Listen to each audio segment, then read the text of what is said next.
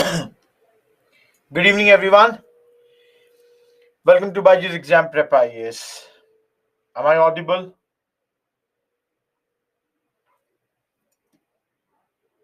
Everyone, am I audible? Good. We'll start in a minute.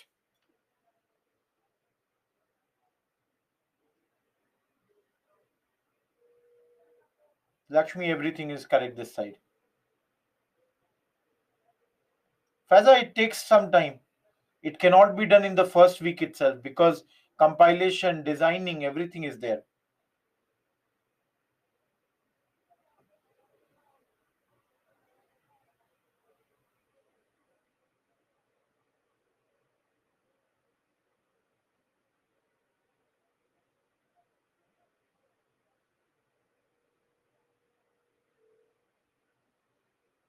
Yeah, I'll show you, Dilip.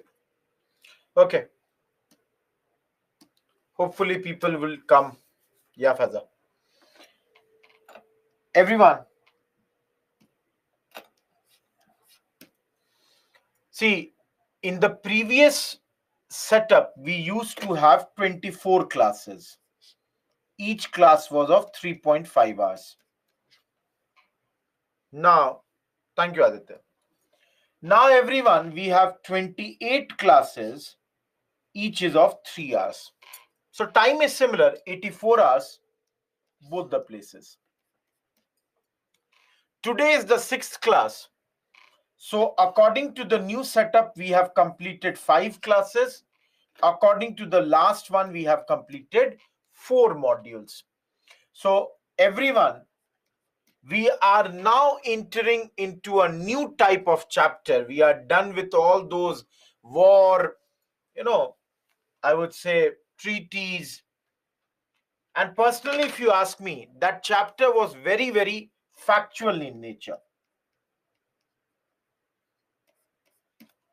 This chapter comparatively is much, much less factual. So, everyone, can you see our new chapter is economic condition during the British rule? Everyone, am I clear about this? Now, all of you, we shall start this chapter from 23rd slide. I'll tell you why later. Right now, for those who are there, our first topic of the day is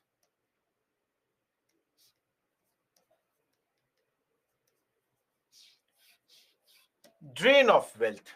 How many of you have heard about this? How many of you have some idea about this?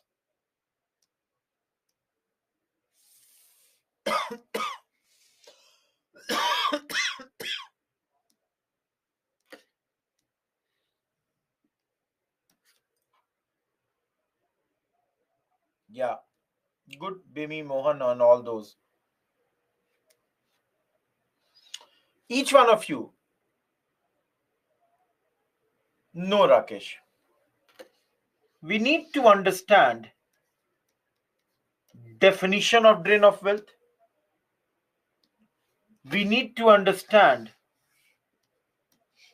those people who have written on drain of wealth, and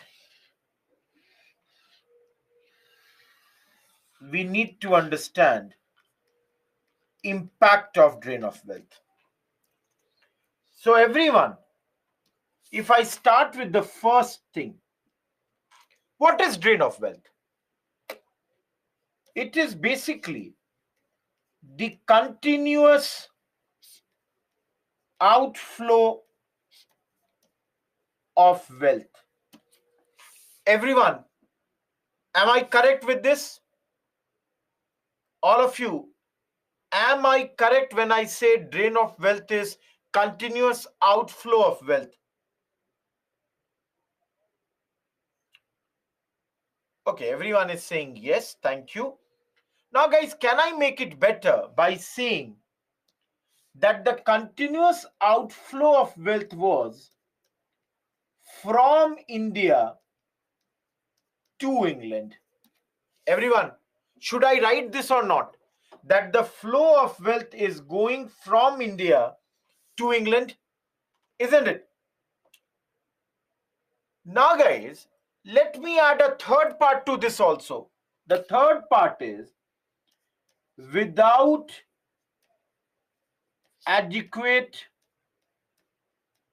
economic, commercial, as well as material returns. So if I'm sending 10 rupee outside, I'm not getting the good worth 10 rupee back. Each one of you, am I clear with the definition of drain of wealth? All of you tell me, am I clear with the definition? Three parts. Each one of you. You need to remember all the three parts. First part, my money is going outside continuously. Who am I? I am India. And where is my money going? To England. Guys, money alone going outside is not drain of wealth till the time you do not get adequate return in return of this money. Now, you all know that the colonial government had basically exploited Indian resources for this. Now, everyone, who all have written on this? The second part, if I come, first name has to be Dada Bhai Naroji, G.V. Joshi, R.C. Dutt, M.G. Ranade. I'll write full form. Prithvish Chandra Ray. I'll take another person. R.P. Dutt.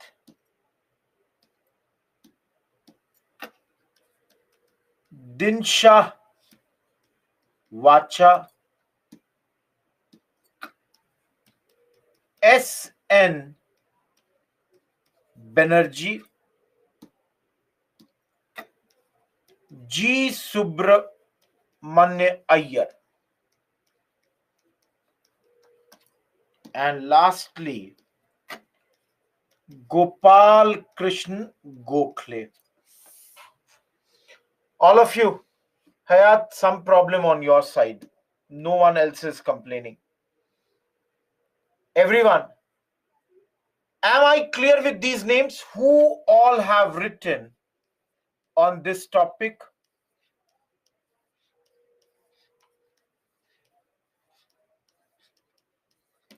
Ten people. Now, guys, don't you think these 10 people have written? That is okay. But what have they written? Where have they written? That can also be asked. All of you tell me this or not. One prelims question can be who all have written on drain of wealth. Another question can be what all of them have written. So for example, G. Subramanyam Iyer, where is this man? Here. He wrote in his newspaper, The Hindu. Similarly, if I take another example, let me write one more name. I remembered Bhola Nath Chandra. So that makes it slightly.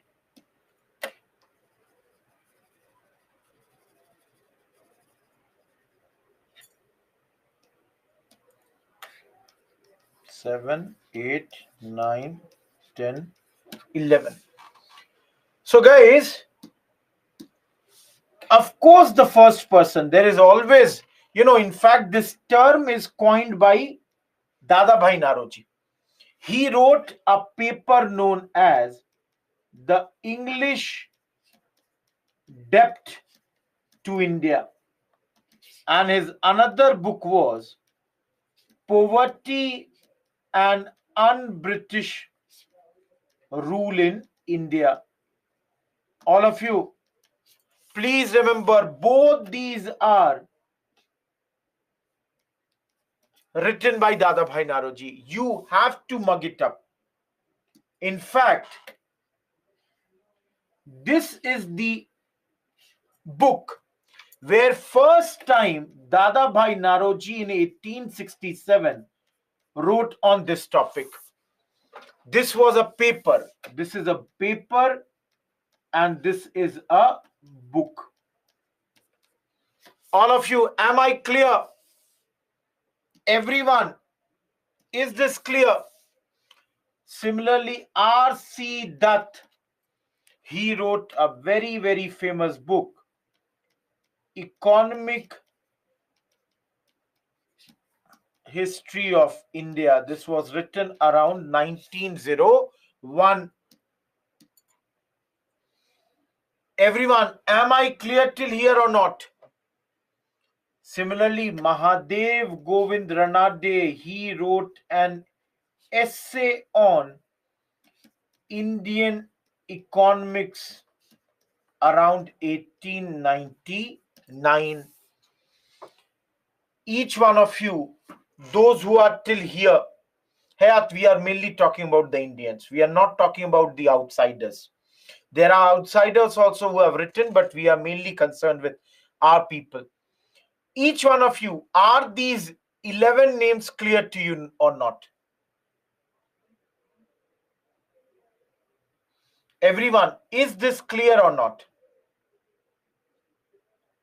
Each one of you, already a prelims question has come on this. Tomorrow I will show you the prelims question. Question is simple. Who all have written on drain of wealth? Nothing else is asked. Each one of you, clear? Now guys, it's a newspaper, G Sony. Before I get on to the impact, everyone tell me, how was this drain of wealth done? In what ways the British would take our money outside? Think about this. Everyone, in what way? Per capita, Simran is correct. Bribes. No, Faizan. Questions can get repeated. Home charges, Neil.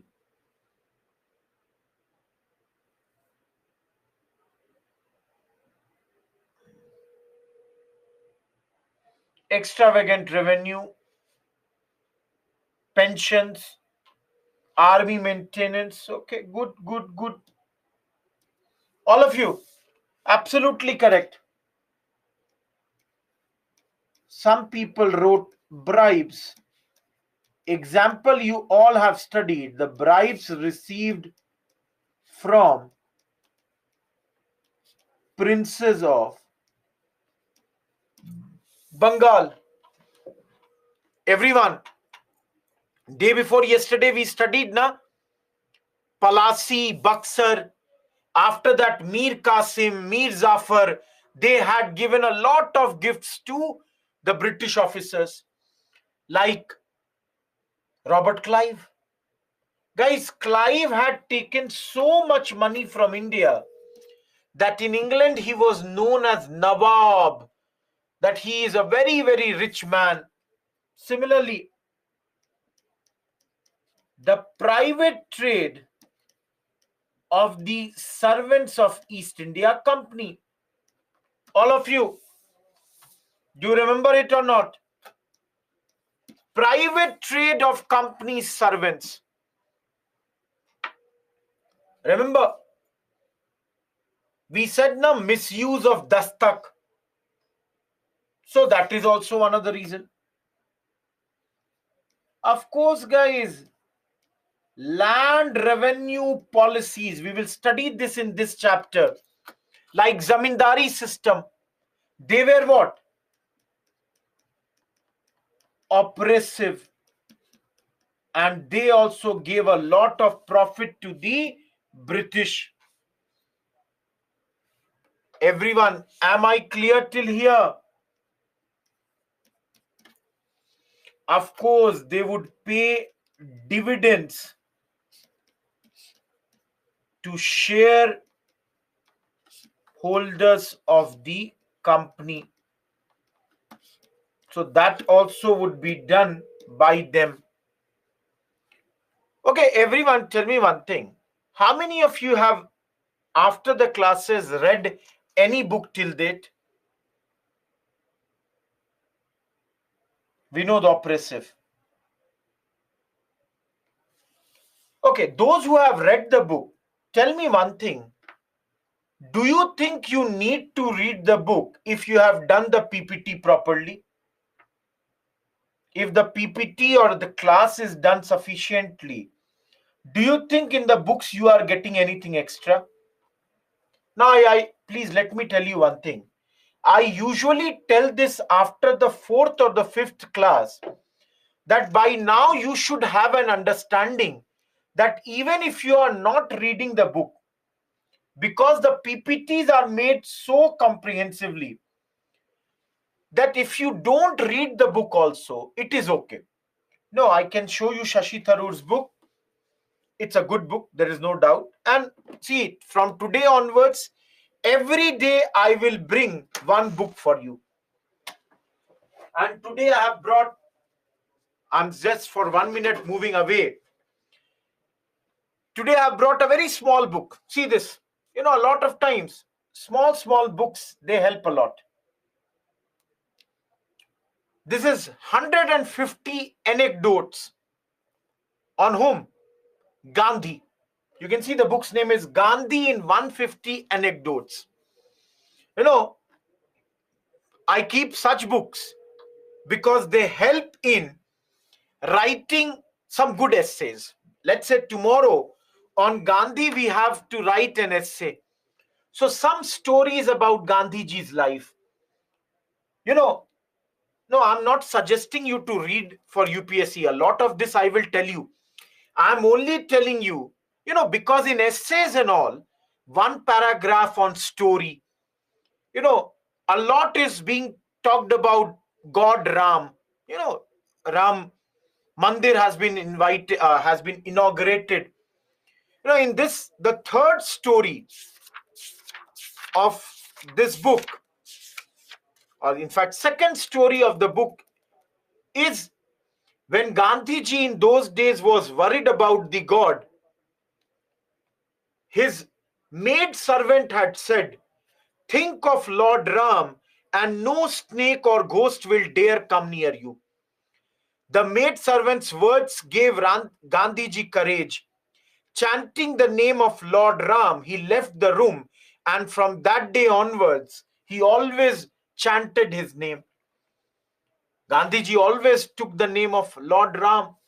For him, Ram Rajya, you know, the sense that ultimately the rule as it was in the time of Ram, where the truth, non-violence, I would not say exactly non-violence was there, but truth would be the cornerstone of the rule.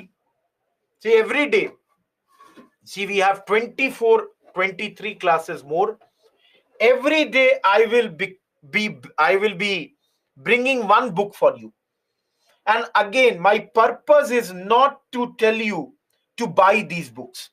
Please understand, my purpose is not to ask you people to buy this book, but see, in future also, how many of you are from Gujarat?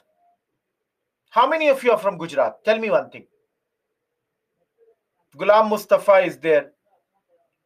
You know, I'll tell you, last month, not last month, October and November, I traveled to Ahmedabad because World Cup was going on. I traveled to Ahmedabad 3 times. I had gone to watch the first match between, what was the first match? I think England and New Zealand.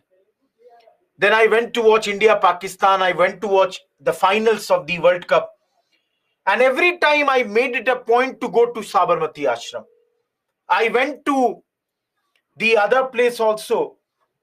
Gandhiji's Kutir has been formed, a new place over there.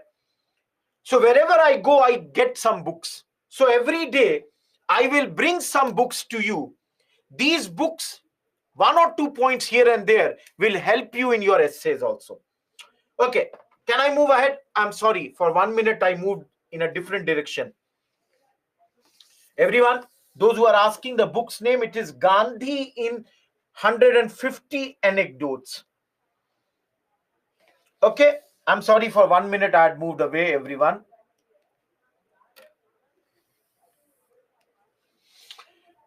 All of you, coming back to this, how this drain of wealth is happening. So, dividends to the shareholders of the company, that is another point.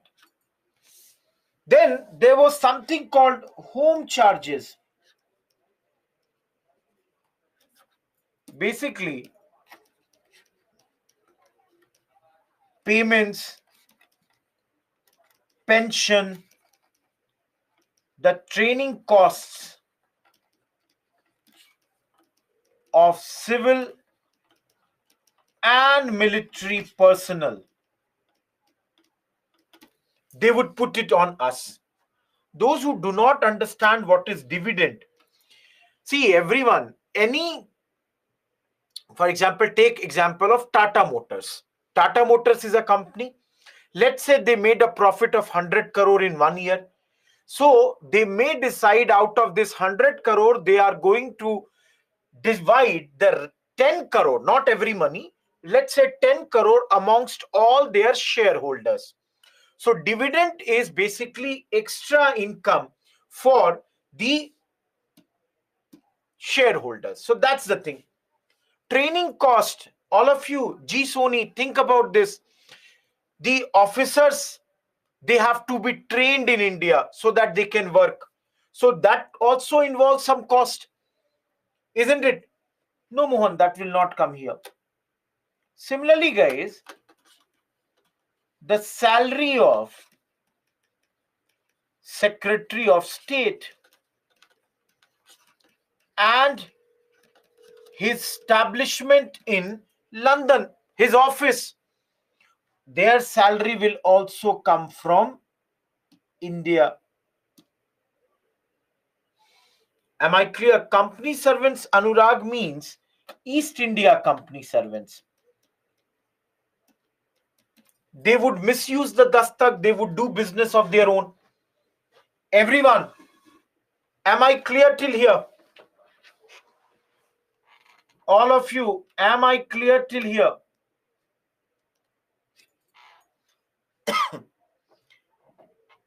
Establishment, Lakshmi. See, you cannot tell the exact iota of amount. Guys, different people have calculated different number. Some books have mentioned that by 1922, 40% of total revenue was going under the home charges. They would go under the home charges in those days. No, there are more points also. If you want, add. Yes, railway income. Absolutely, Mohan. They were constructing railways in India. So on this railway investment also, they made a 5% guaranteed return. They made this, they had given us the loans. They constructed the railways. On that also, they took a 5% guaranteed returns. Everyone, am I clear till here? All of you. Trade policies and all, absolutely. Aditya, we'll see so many points in the coming slides.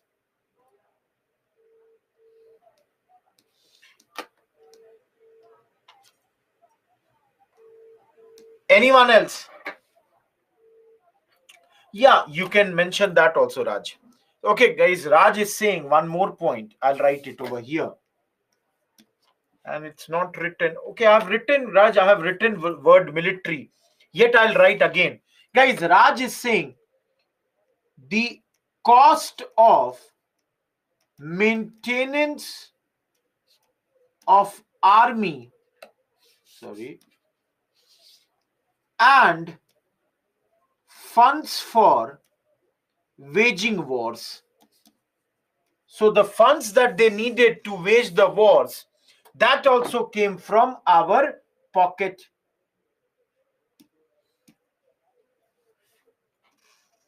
I will come to that point, Hayat. See, import export, that was always there, guys. Let me give you one example. All of you tell me, let's say this is cotton and the price of this cotton is 10 rupees. British bought this cotton by paying 8 rupees. So all of you tell me, the difference of this, that is 2 rupees, is that drain of wealth or not? Everyone tell me, is that drain of wealth or not? So I can write, if you want, seventh point here, that they would pay less than the market value while purchasing Indian goods. While purchasing the Indian goods, they would pay less than the market value. Market value is how much? 10 rupees. How much are they paying? 8 rupees. So don't you think, guys, that is also a type of drain of wealth?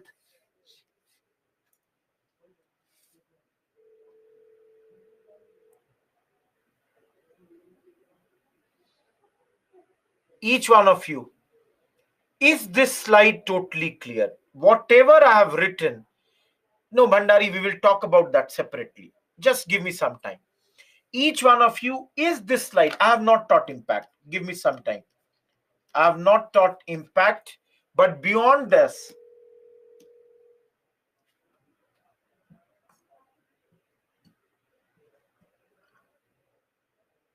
Mohan, that will be too much, but you can.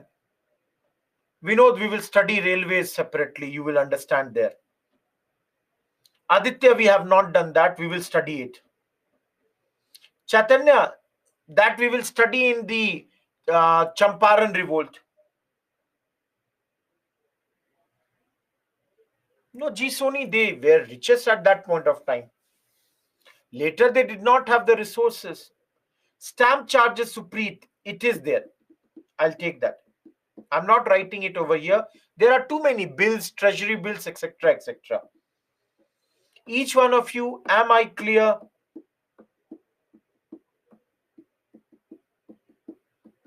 Returns, Hayat. Okay, everyone, tell me one thing. When you write the impact, impact can be on whom?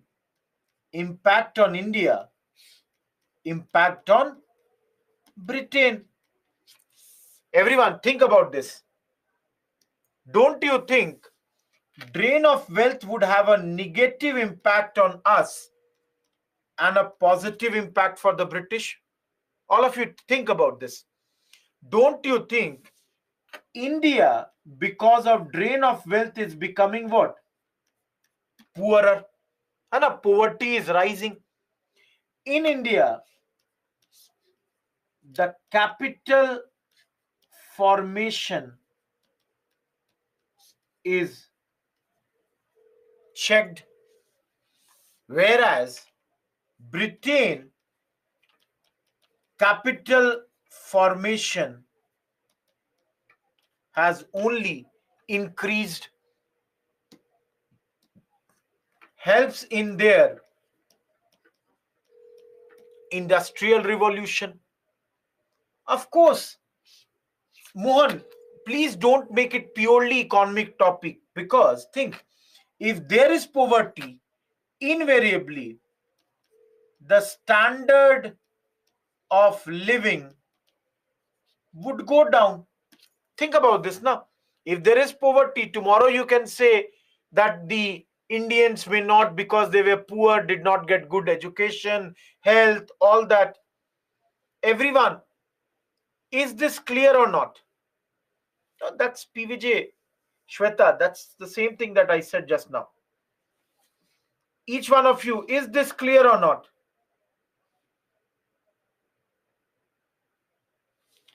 Okay, last thing, and this I will show you in the slide itself.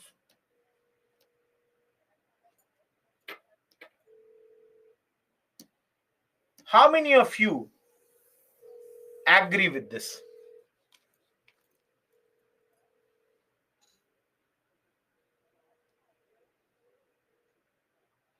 How many of you agree with this?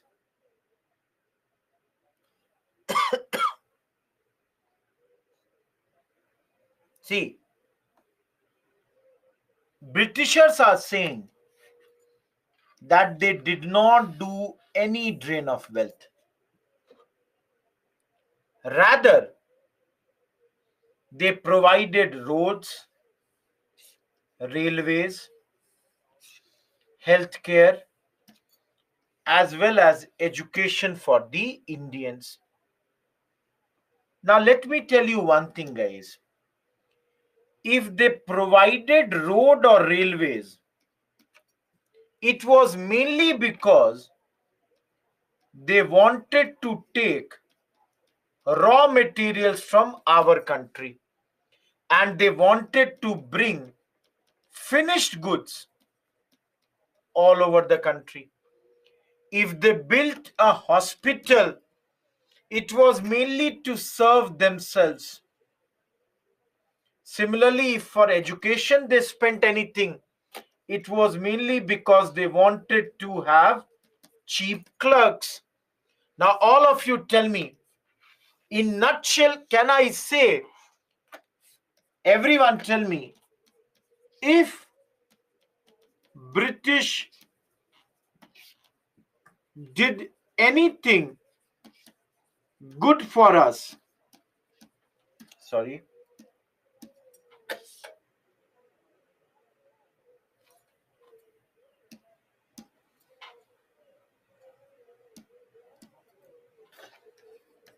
it was by chance while serving their own interests.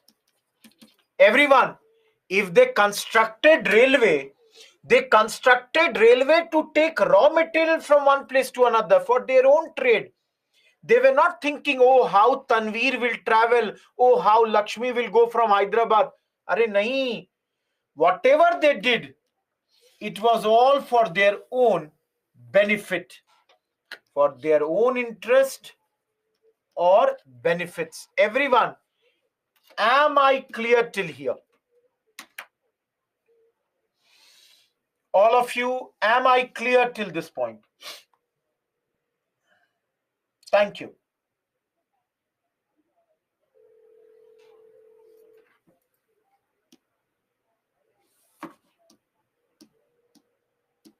Second topic for the day.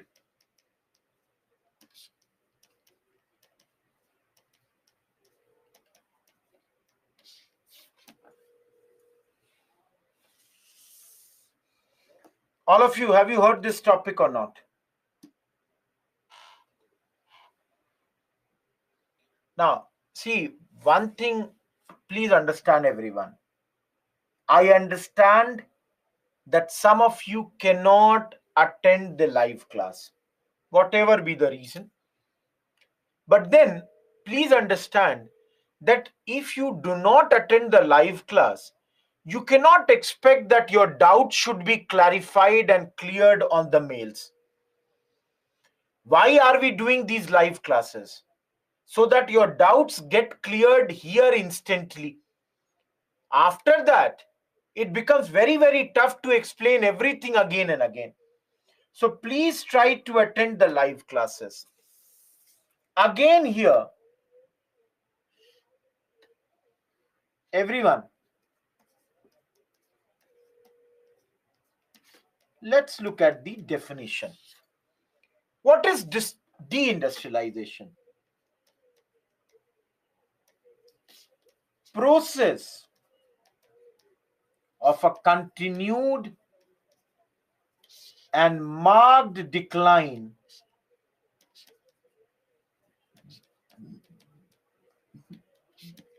in traditional industries. Everyone, do you understand this? Continued and marked decline in traditional industries.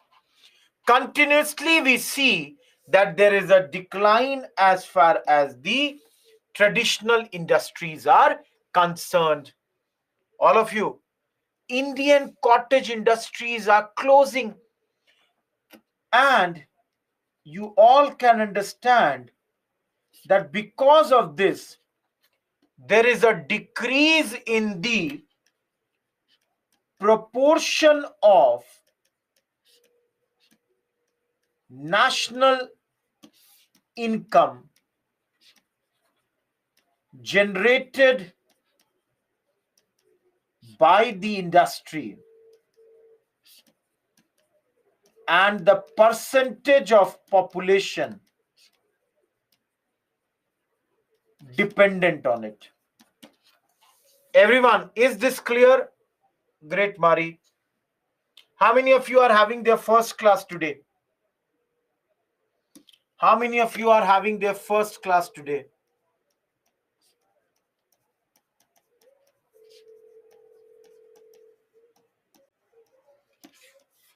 Jot down my mail ID. So guys, when I talk about decrease, when I talk about decline, basically I'm talking about destruction of Indian craft industries. Everyone sitting in this class, am I clear with the definition of deindustrialization? All of you, am I clear with the definition of deindustrialization? Gaurav, I'll come to the reasons.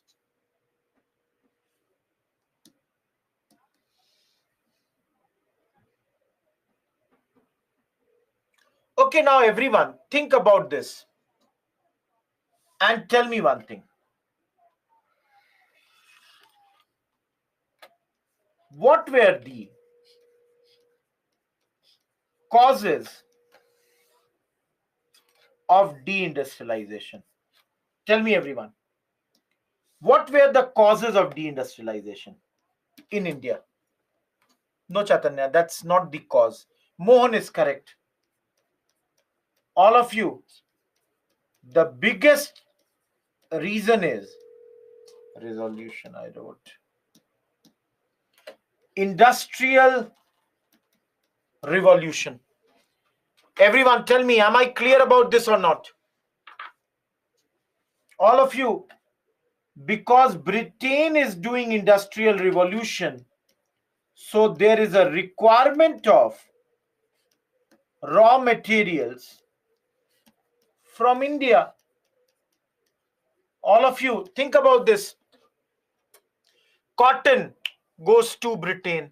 Indigo goes to Britain. Tea, sugarcane, coffee, everything goes to Britain. So all the raw material, they are going to Britain. Number two,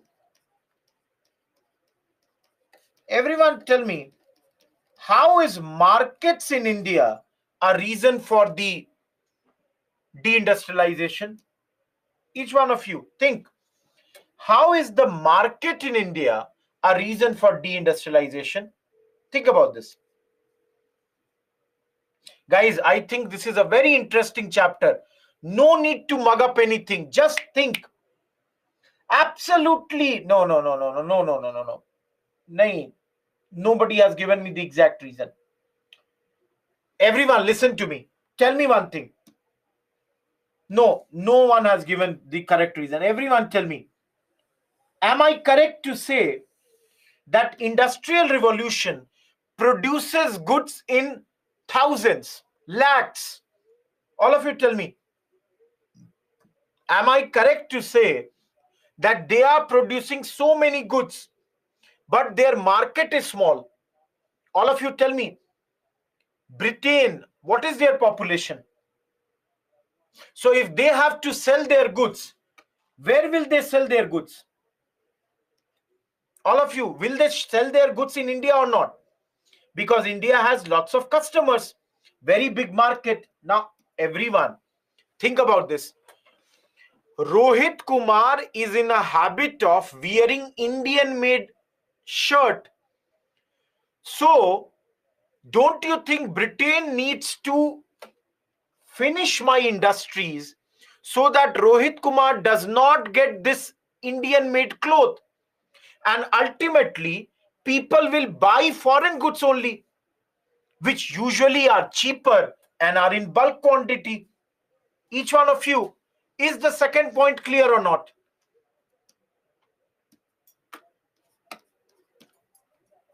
Now, think about the third point. Everyone, they would impose high import tax on Indian goods. Now, all of you remember, we have studied that there is a big market for the Indian goods in Britain. But now, if the Indian goods are having a very high tax, don't you think, all of you, you people tell me, that our goods will become costlier? And moment our goods become costlier, do you think there will be any market left for them in Britain? Do you think, guys, British people will buy costly Indian product? Never. Compared to them, I told you, English goods were cheaper than the British goods.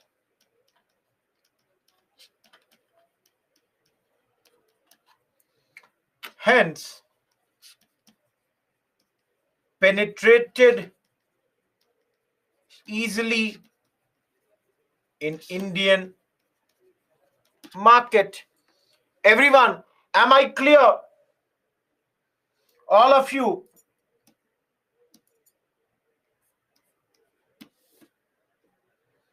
is this clear? Thank you. Lastly,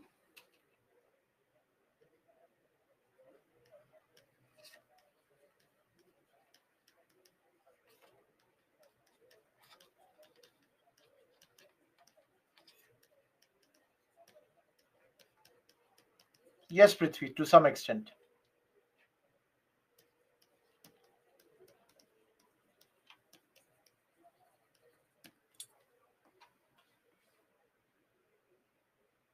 Everyone, read the fifth. Read this point.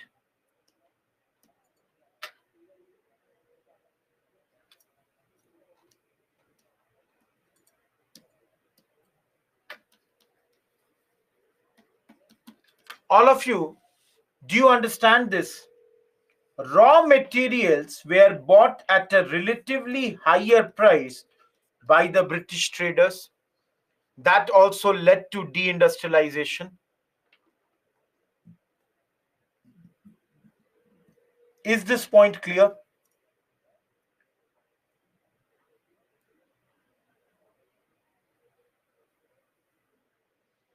I'll give you a very simple example.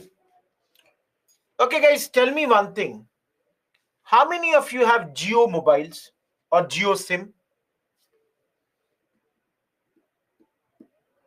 No, Faiza, understand this. Okay. Many people are saying they have Geo mobile. I also have. Guys, now tell me, when Geo came initially, were they giving many things free or not? All of you tell me, when they initially started, just like today, Geo Cinema is free. Everybody agrees? Now, guys, understand this thing. Geo had a lot of money. So initially, they burned some money. Some loss, no problem. But guys, their competitors did not have this much money. So they could not burn this sort of money. So what happened? All these competitors died. Replicate the same thing to those days. All of you. Cotton is of 10 rupees. British are ready to pay 15, because at 15 also they might make, let's say, a profit of rupees 1. But if Indians buy this at 15, we will never ever be able to make any profit. Now, all of you, don't you think slowly and slowly Indian industries will close down? Because raw material has become what? Very, very costly. Everyone, is this point clear or not? That the raw materials the British would buy at a higher price. The moment they have bought this at a higher price, what will happen? There will be a shortage of raw material for Indians. Everyone, am I clear with this or not?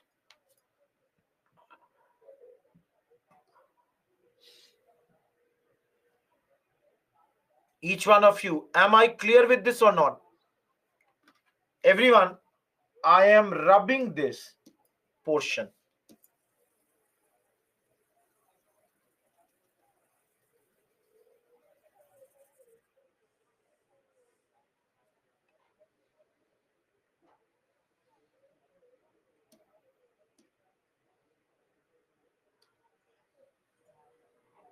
Bandari, which point? Faiza, tell me how many of them will get the benefit. And what is my topic? Deindustrialization. So don't tell me which businessman got the profit. Bandari, I told you, they would buy the goods at a higher price, specifically the raw material. We would not be able to compete with them. So there will be a shortage of raw material for Indian people, and invariably it will lead to our industries getting closed. Everyone, is this much clear? All of you, is this much clear to you?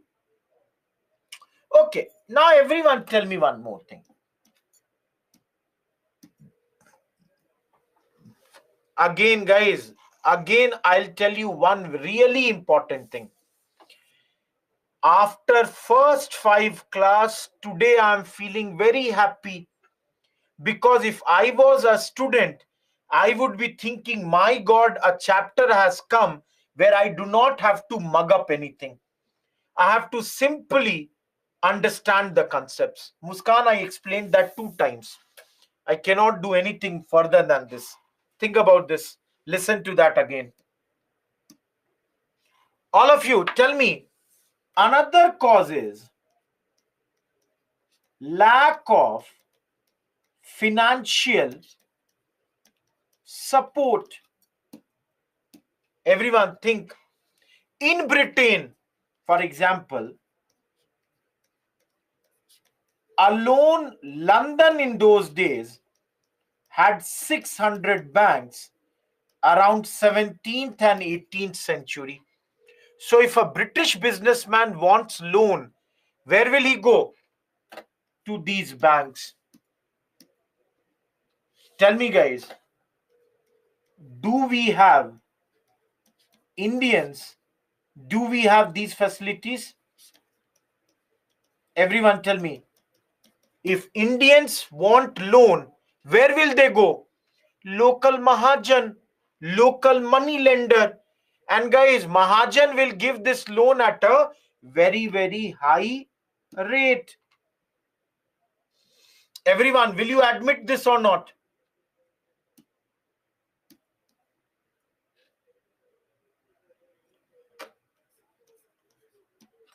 Everyone, Can another factor be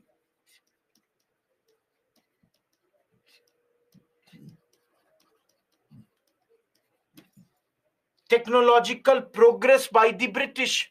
Tell me, everyone. They have done industrial revolution. Their technology is so advanced. Tell me, do you have that sort of advanced technology? They have got power looms. You are still operating with hand loom. You produce one good, they produce thousands of good. Everyone tell me, can you compete with them? Each one of you, can you compete with them? Okay.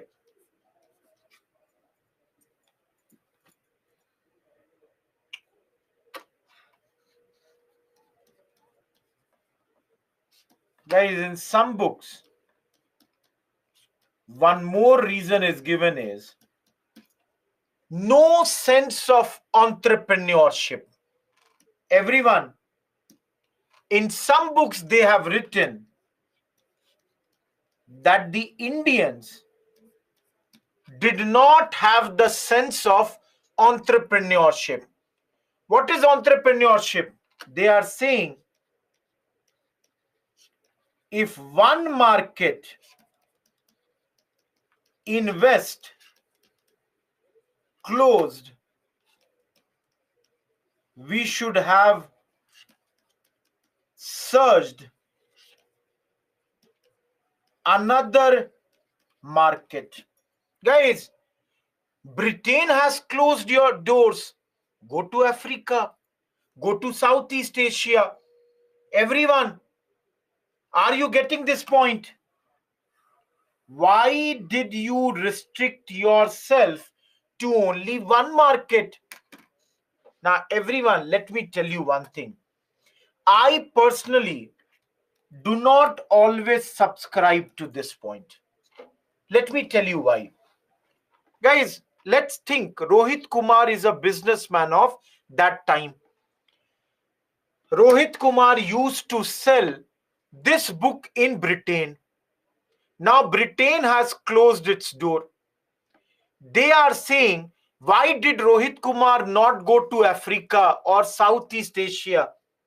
Guys, my point is, in Africa or in Southeast Asia also, ultimately, tell me guys, are there not other countries as colonial masters? And everyone, tell me, all of you, one more point I will raise here. Ultimately in India, guys, Rohit Kumar, does he get affected by discriminatory law or not? Now, some people will ask, what is discriminatory law? Guys, I'll give you one example. Discrimination in freight rates. Everyone, what is freight rates? Do you know this? Guys, when you send goods by railways, they charge you some money. You all know? Now, everyone, let me tell you, the British, they had fixed these rates. If the direction is this side, means if the direction is towards port, and if raw material is moving, low rate. If finished goods is moving in this direction, high rate, because they knew finished goods will go where? To Britain. So high rate. Raw material will go where? To Britain. Low rate. Similarly, exact opposite would happen if it is this direction. Finished goods, low rate. Raw material, usually it would not be there, but still high rates. Everyone, is this clear? All of you, is this clear?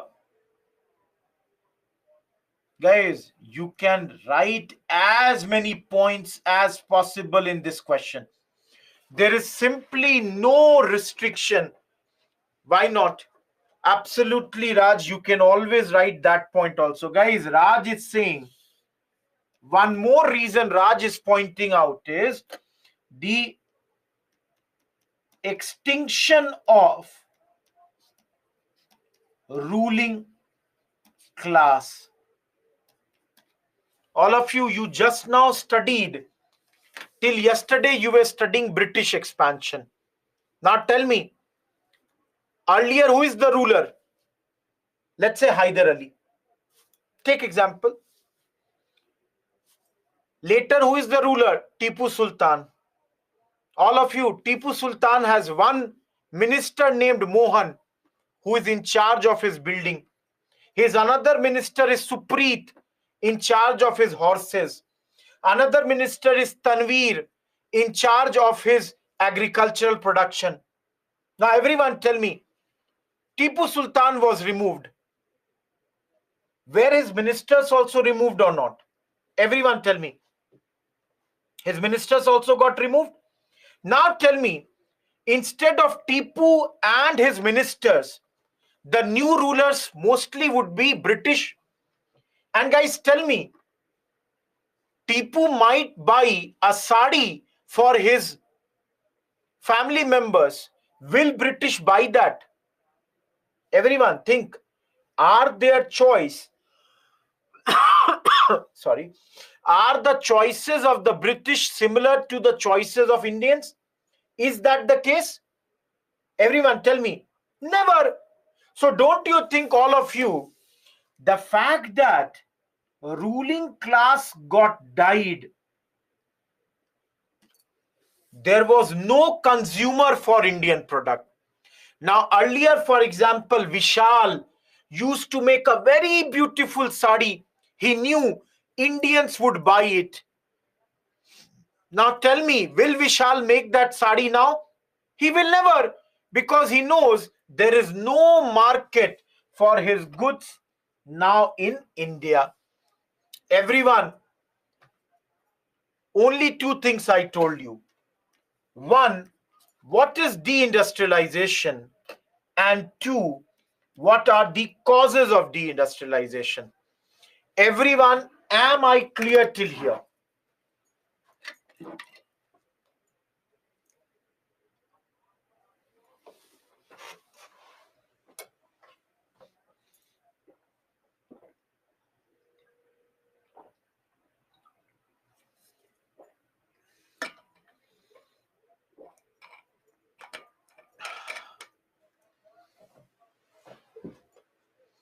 See, exact 1 hour. Lakshmi, ultimately, if they are producing so many goods, where will they sell it?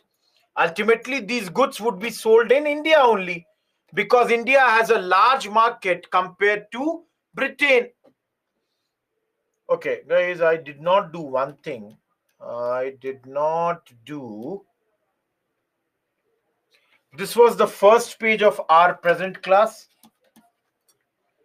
Everyone, I had written something here, but then that's not that important. Yet I am mentioning this as the second page. This is my third page. And this is my fourth page now. All of you, you have 1 minute. Do not write one by one. Think everything and together type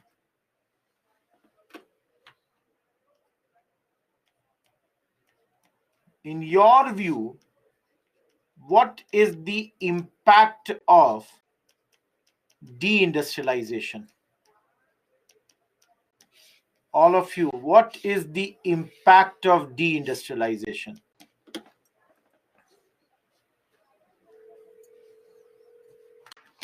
Write together. Don't write me one point. I gave you 1 minute. Utilize your time.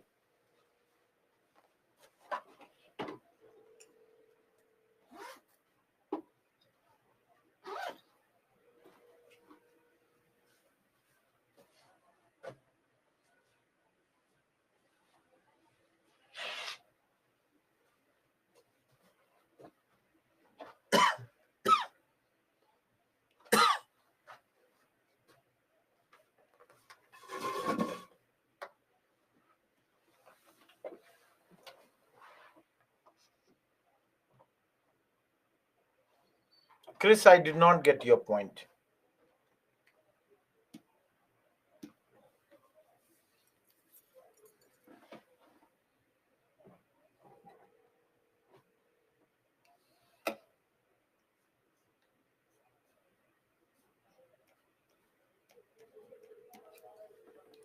All of you,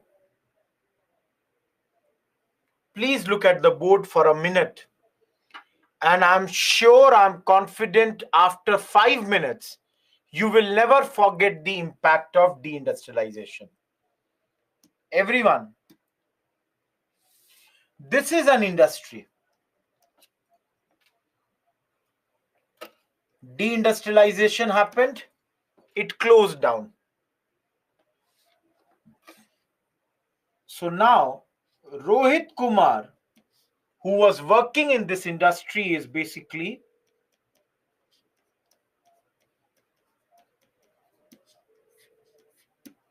unemployed. Everyone, do you agree?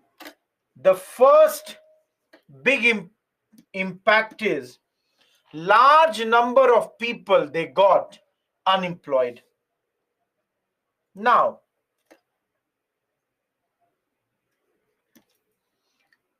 this is the impact on a person specific.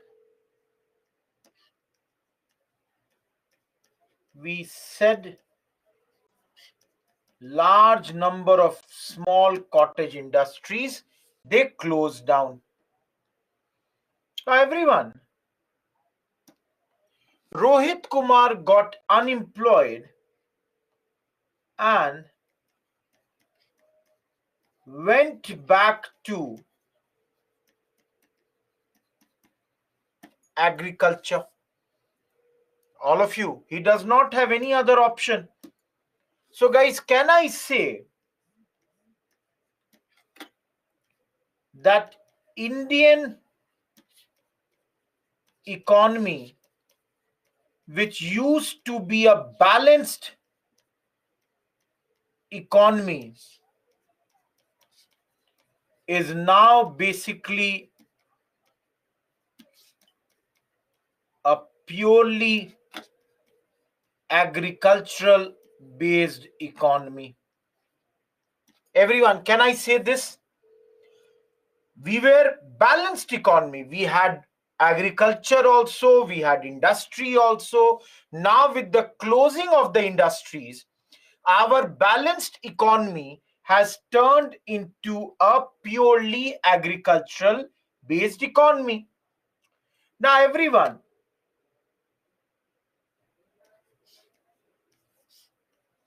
you people need to tell me. Everyone tell me one thing. When this man went back to agriculture, whoever this guy Rohit Kumar was, he went back to agriculture. Think about this. Don't you think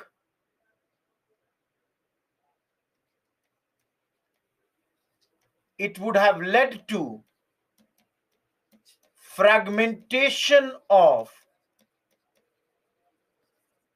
land holdings? Each one of you, see this example. Went back to agriculture to work on this field, which presently was being operated by his brother. But later, both the brothers would have had a division.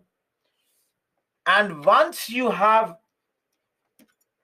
fragmentation of land holdings, guys, many a times it leads to stagnation in agricultural production. That is the production of agricultural, production is not moving in the same right direction. Last but not the least, I hope guys you all know, many a times it also led to disguised unemployment. That is, land is good enough for only one person, but more than one is working. So, invariably, it is nothing but your disguised unemployment. Am I clear till this point or not? Everyone, am I clear till this point or not?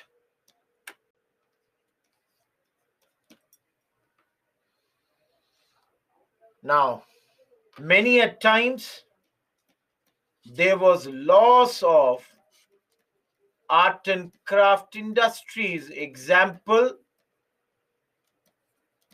brass industry, Malmal of Dhaka, and this resulted in, I would say, loss of culture and history. Guys, those who are not understanding stagnation in agricultural production, for example, think I have land here, but after fragmentation, I have got one piece of land here, another piece of land here. Usually, you would see that the productivity is higher in bigger pieces of land. That's the thing. Those who do not understand disguised unemployment. In economics, you will study, Abhijit, disguised unemployment means land is good enough for one person, but now two people are working on this. So the second person thinks that he is working, but in reality, he is unemployed. Am I clear till here? All of you, am I clear till here?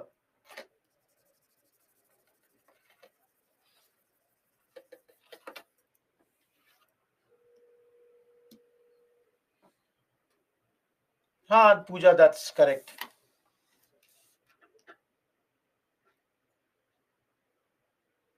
Everyone, am I clear?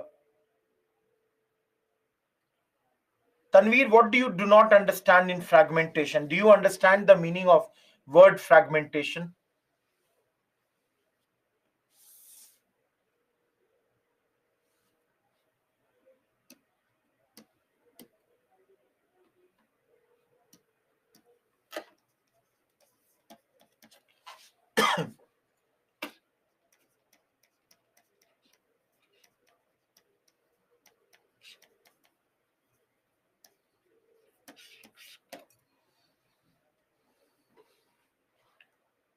These are products, Vinod. Please, these are very simple points. Brass, think about this. Mari, I did not get what you are saying. I'm Telugu, I did not get your point. Guys, those who are not understanding point number 6, think.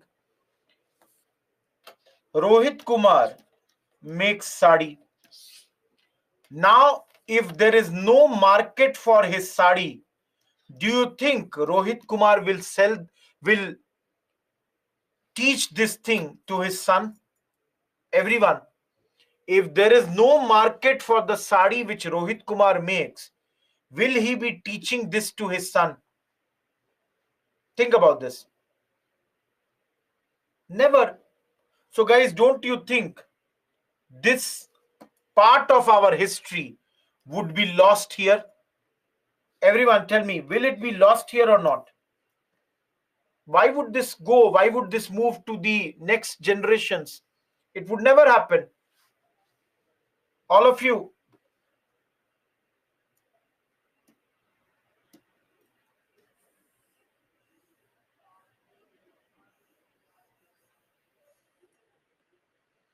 Absolutely correct. Death of cultural heritage. Rajib is correct. All of you, we are done with the second topic of the day, deindustrialization. We have done two topics, drain of wealth and deindustrialization. Everyone, am I clear with this? All of you, am I clear with this?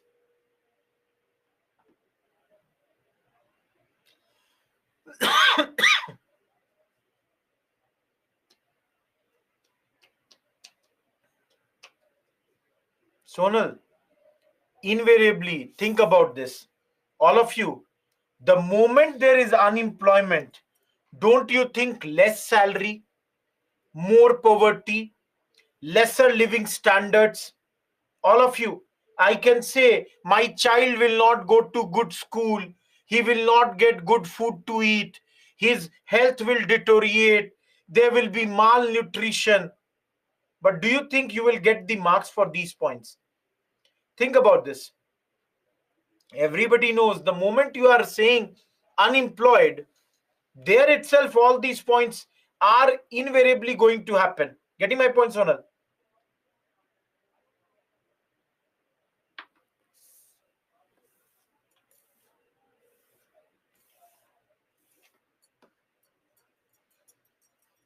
Abhijit, write it in the doubt section for the mentors. They will help you with this. All of you. Third topic for the day. Everyone. And this topic is slightly repetitive. So, I will tell you one or two points. And then I will show you the slides. Everyone, two facts you have to remember. During British time, some modern industry did begin in India. But mostly these industries were foreign owned. All of you, is this point clear or not?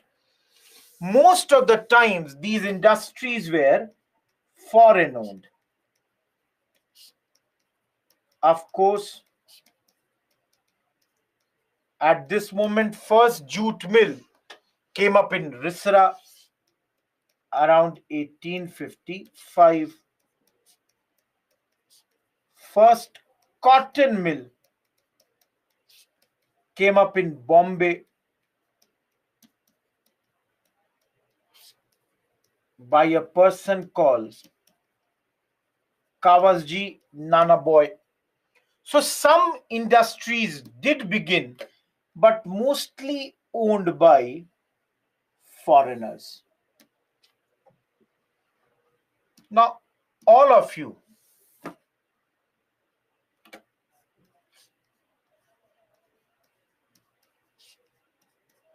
in your opinion,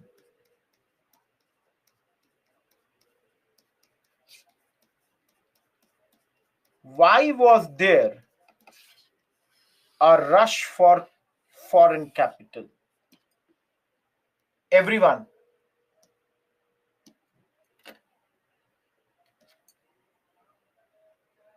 development Bemi. All of you, why were the foreigners so interested in investing in India?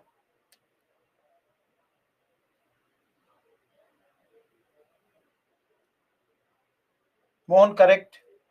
Ravi, I did not get your point. Devansh, correct. Correct. Okay. Arshita, Rutika.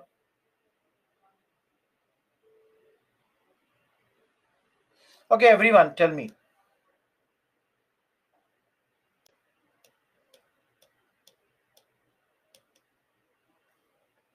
All of you. 1, 2, 3, 4, 5, 6, 7. Guys, which point you don't understand? Read all these 7 points on your own. If you do not understand any point, write the number.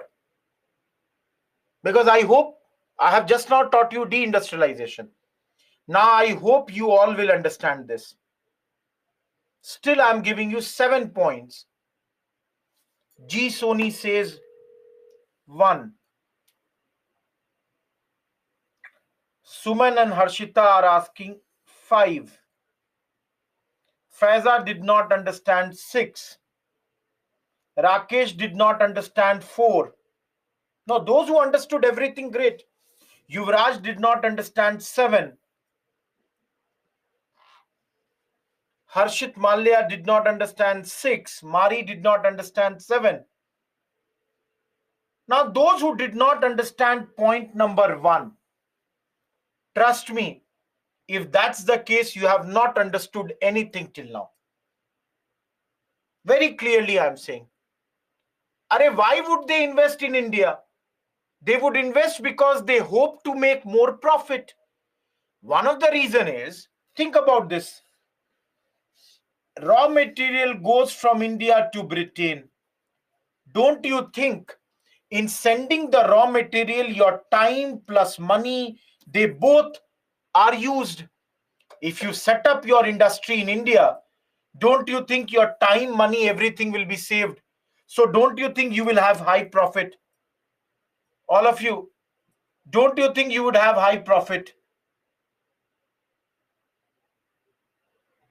Those who did not understand 4, guys, I told you, ultimately India has a big market. Where will you sell your goods? In India. So if you establish a factory in India, invariably you can start selling these goods in India. Those who did not understand 6, guys, ultimately in India, who are ruling? British administration, and they are ready to give you all the help. They are ready to provide you all the help at this point. Those who did not understand 7th, all of you think ultimately for mining you will have to come to India only. So manganese, you will have to do it in Odisha only. If you want to grow tea, you will have to go to Assam only. If you want to grow jute, you will have to go to Bihar, Bengal, Assam only. So everyone tell me, for these, would you come to India or not? Except point number 5. Now, is everything clear? Faiza, have patience. EIC is only till 1813. After that, there will be many companies. All of you except point 5. Now, do you have any doubt?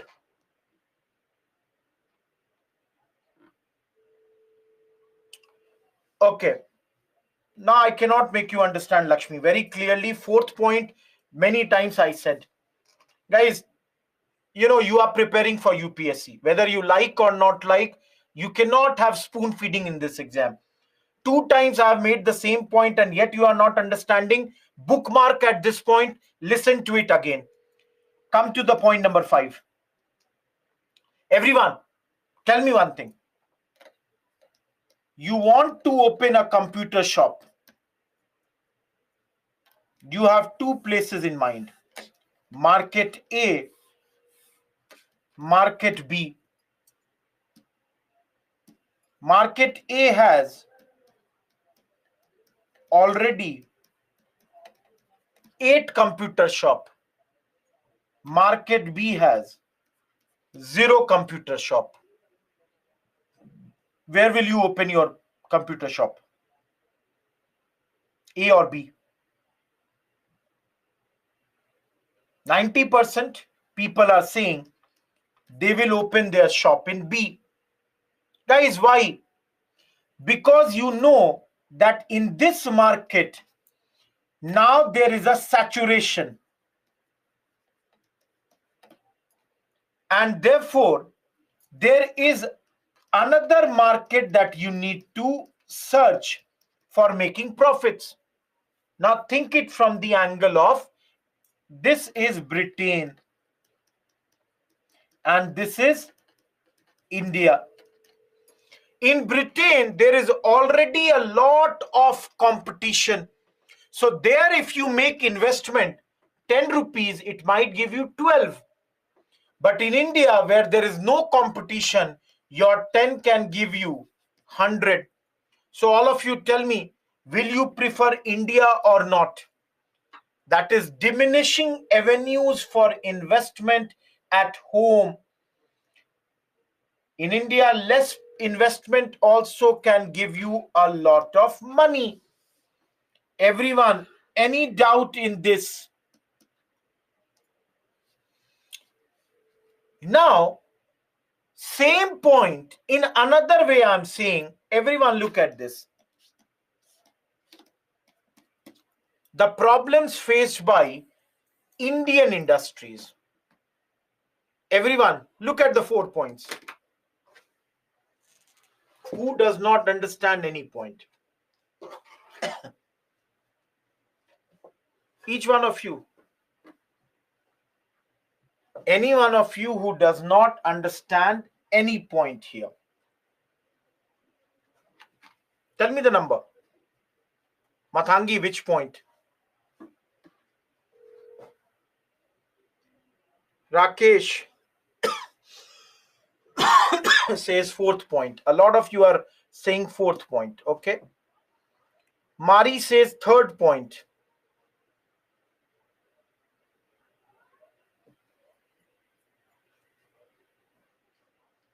G Sony, I told you, when our goods go abroad, on them there is 200 to 400% tax. When their goods come to India, hardly 5%, 10% tax. Those who are not understanding point number 3, think. They have industrial revolution. What do you have? Their country is ruling on you. What do you have? They have done so much of technological progress. Have you done anything? They have the backing of their financial sector. Do you have any such backing? You have no such backing. So invariably, unequal competition. And now those who are asking the 4th, guys, I told you they have banks, they have insurance companies. Along with that, they have industrial revolutions. That's how they created their technical infrastructure. Compared to them, you Indians have got nothing. And that's why invariably the Indians were not able to compete with the British. Everyone, am I clear till here?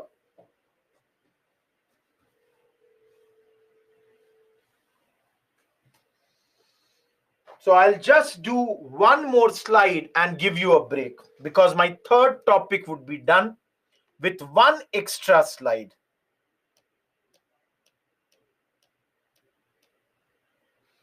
Guys, please understand, these 2 slides which I just now did with you, I have not written because they are basically a repetition. So rush for foreign capital, and the other topic, that is handicap of Indian owned industries. These 2 topics I have not done or written. I have done over there directly.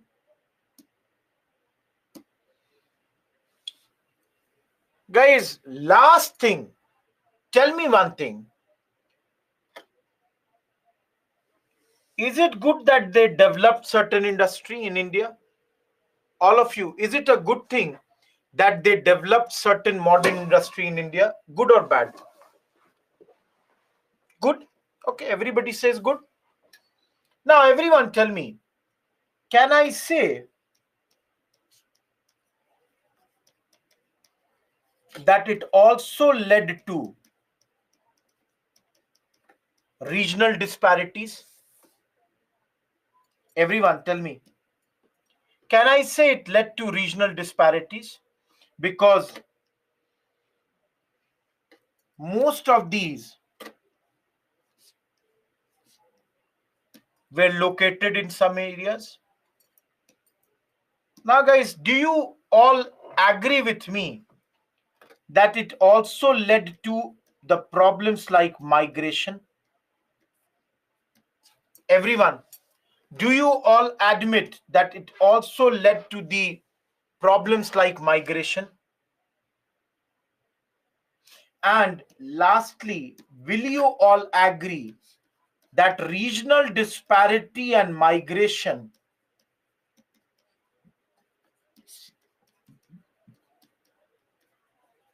impacted nation building? National, I have written. Sorry. Guys, everyone, will you agree with this or not? That this impacted the nation building process? All of you. Look, after independence, a lot of troubles that we have faced in our country is mainly because of the problems like these. Isn't it? Everyone, do you admit this or not? Okay, good. Now, everyone, tell me another problem. All of you, how many of you are engineers in this class? How many of you are engineers in this class? I don't want to take a voting. Tell me on your own. Okay.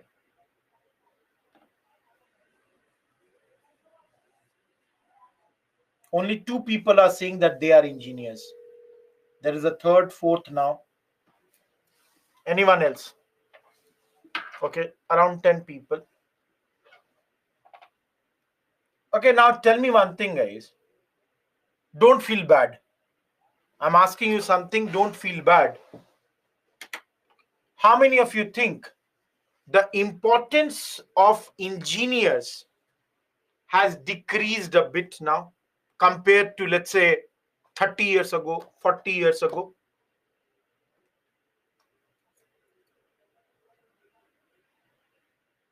Somebody is writing decreased a lot. Somebody is saying it has increased. Some are saying, yes, sir, sad truth. Some is saying it's truth, sir. Only three people have said no. Now, let me tell you guys why I said this. Talk to your parents or anyone in the previous generation who is a lawyer, who is an engineer. Today, the number of engineers that are produced by one college may be equivalent to the number of engineers that were produced across the country in 70s and 60s. Just understand. In those days, becoming an engineer was, my God, he's an engineer. People would be, addressed, Engineer Sahab is coming. Why I'm telling you, go to British era. They always neglected technical education.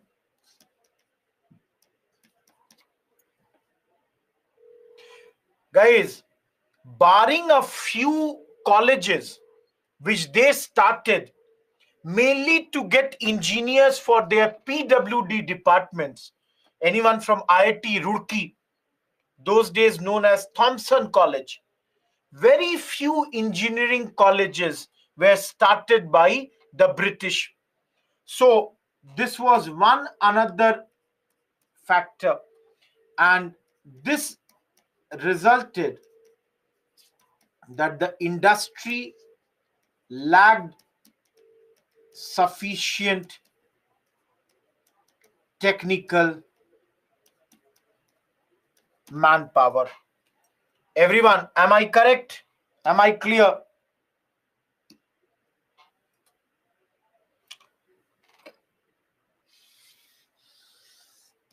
Everyone, this led to the rise of two class in our country: industrial capital class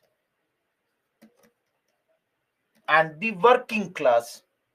So you have the workers and you have the owners.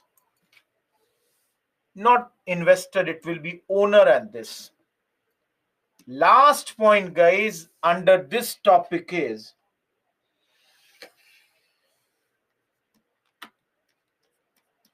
the industrial development was always lopsided.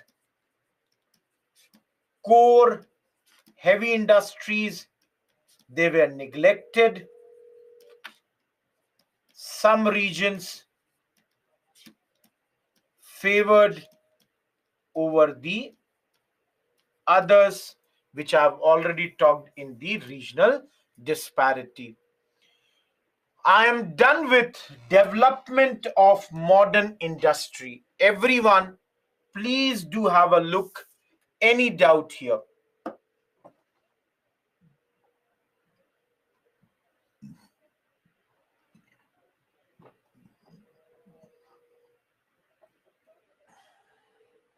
All of you, any doubt in this? Others? Vinod? Yeah, Mohan. Lopsided. Industrial development was lopsided. Some places better development, some places very poor development. Industrial development was lopsided. Core and heavy industry was neglected. Some regions were favored over the others. Harshita, that was always true, na? That's why I mentioned industrial capitalist class. Vinod, I hope I'm clear now. Avni, I hope I'm clear now. All of you,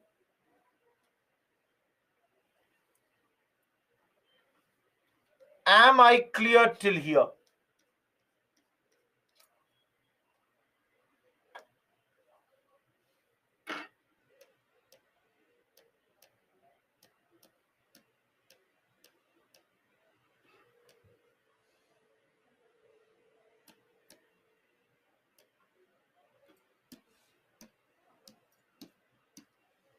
Sixth page, we will start from here. Mohan, to some extent. It is 6:34. Your break is till 6:43. Let's come after the break and start this topic.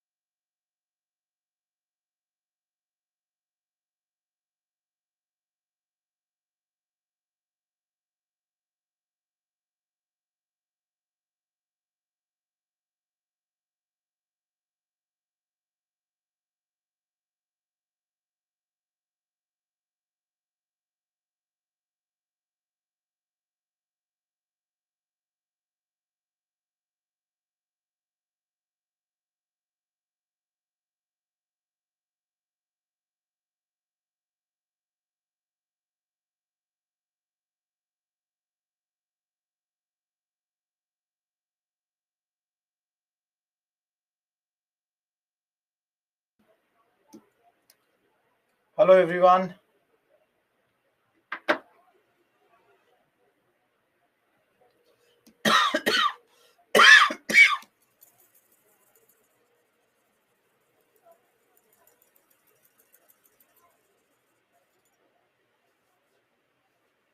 No Faiza. Why?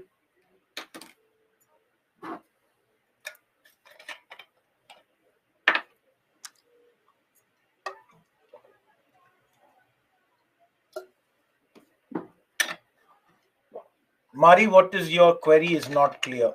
Whatever is your query, it's not clear.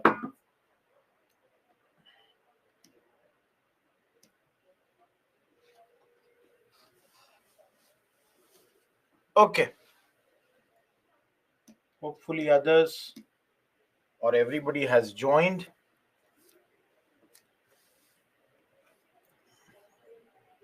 Let's begin now.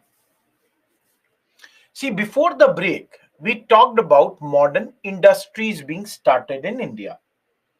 Now, let us understand that slowly and slowly, as we talked about before the break also, that two classes of people had developed. One is the worker class and another one is the owners. Slowly and slowly, with regards to the workers, there were demands that there should be better trading or better conditions. So it led to the factory acts being passed. One was passed in 1881, another one was passed in 1891. So please understand, Mari, write a mail. I'll reply over there. Or ask in the doubt section. Don't ask in the chat section. Guys, if you have small doubts, please ask in the doubt section so that the mentors can clarify your doubts. So again, repeating for those who might have come a bit later. See, please understand, we talked before the break that some modern industries have started to get developed in our country. Now, because of that, in 1875, a committee was formed to look into the factory work of the country. Now, invariably, some legal restrictions were going on at this point of time, that some laws should be made so that the workers, they have some rights. Now, initial two laws, both of 1881 and of 1891, they were concerned with only one point, that is of child labor. Now, all of you must be understanding the concept of child labor. But in those days, this was slightly different. So, for example, this law said employment of children under the age of 7 was prohibited. Under the age of 7, the employment of the children should be totally not done. Number 2, how much will you make the children work? So they said working hours will be 9 hours per day. That's point number 2. Number 3, they said 4 holidays per month. That is, we will be giving 4 holidays every month to the children. And the fifth and the last point they said was hazardous machinery will be fenced. Fenced means, guys, that is, the machine should be surrounded from all the sides, like a barrier should be there, because they were worried that such small age children are working in the factories. They may get hurt otherwise. Everyone, are these 4 points clear? Each one of you. Shushti, I did not get what you are saying. Are these 4 points clear?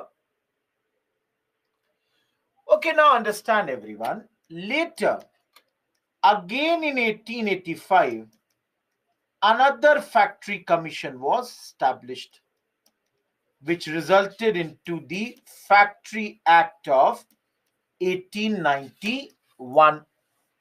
Now, all of you, just look at one point here. This time, what was said? Below 7, they changed it to 9. They said that below 9 should not be employed.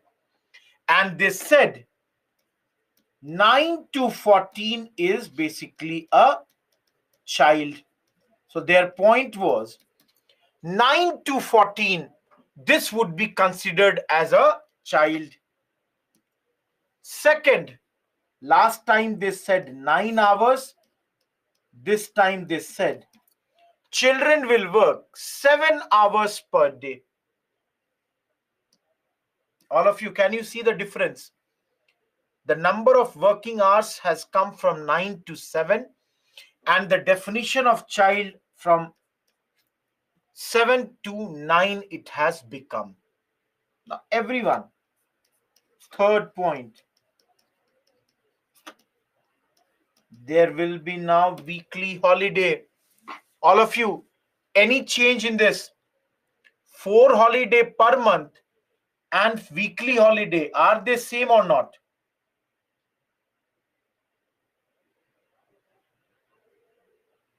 Guys, how are they different?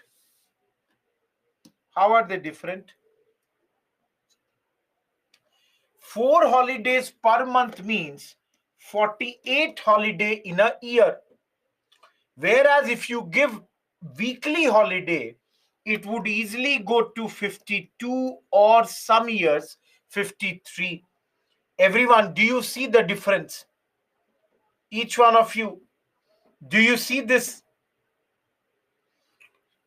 Apart from that, let me tell you guys, even now in many unorganized sector like January, those places where they say that we will give you 4 holidays in a month, they would say 26th January was a leave, 1st January was a leave, 14th January was a leave. So invariably, they would use these leaves, which are already the days where there would be festivals or holidays. This was made more stringent. So this point was made much more stringent at this point. Now, apart from these 4 points, they added 2 more points. Guys, for example, a woman,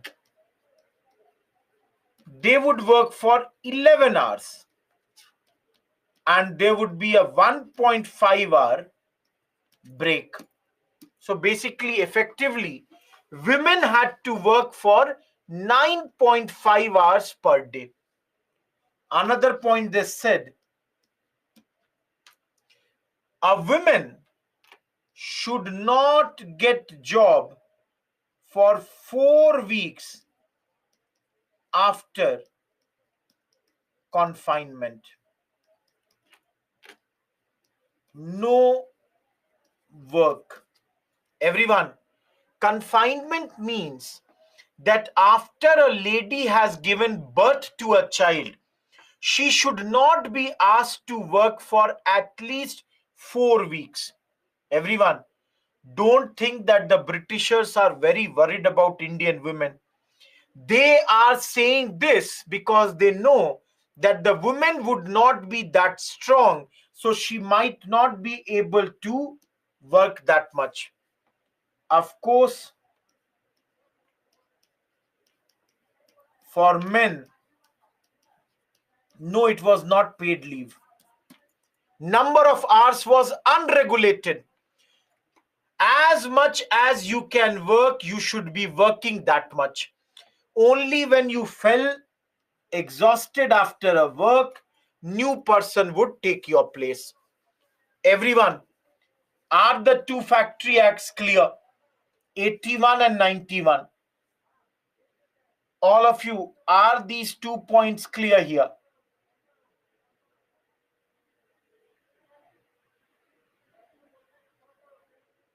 Mohan, that would be very, very negligible, very less. Kathy, no, it was never all hourly. No, Devansh, there would be some, but not exactly specified. Now, everyone, please understand, this law had certain exception. Everyone, where are the exceptions? This law did not apply to British owned plantations, whether that is tea or the coffee plantation. Guys, in these plantations, labor was exploited and were treated like slaves. If you are working in these plantations, everyone, and if refused to do work, once a contract was entered into, if you have done a contract and then you refuse to work, then it would be considered a criminal offense and you could be even arrested. Once you have done this, you could be even arrested at this point of time. Everyone, am I clear here? All of you, is this clear?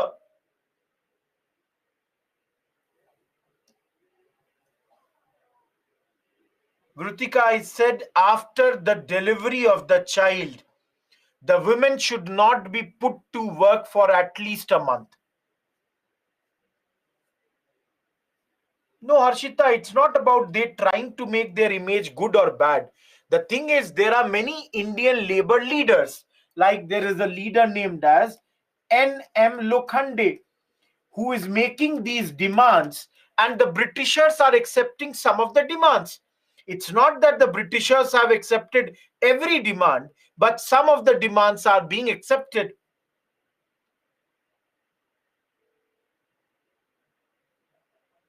Everyone, am I clear? No, Lakshmi, it's not. Everyone, am I clear?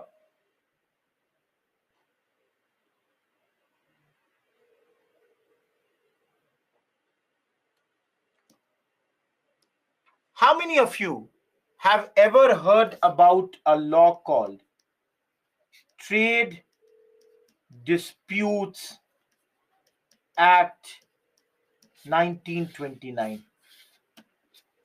Guys, have you heard about this? Fenced. Muskan, fenced.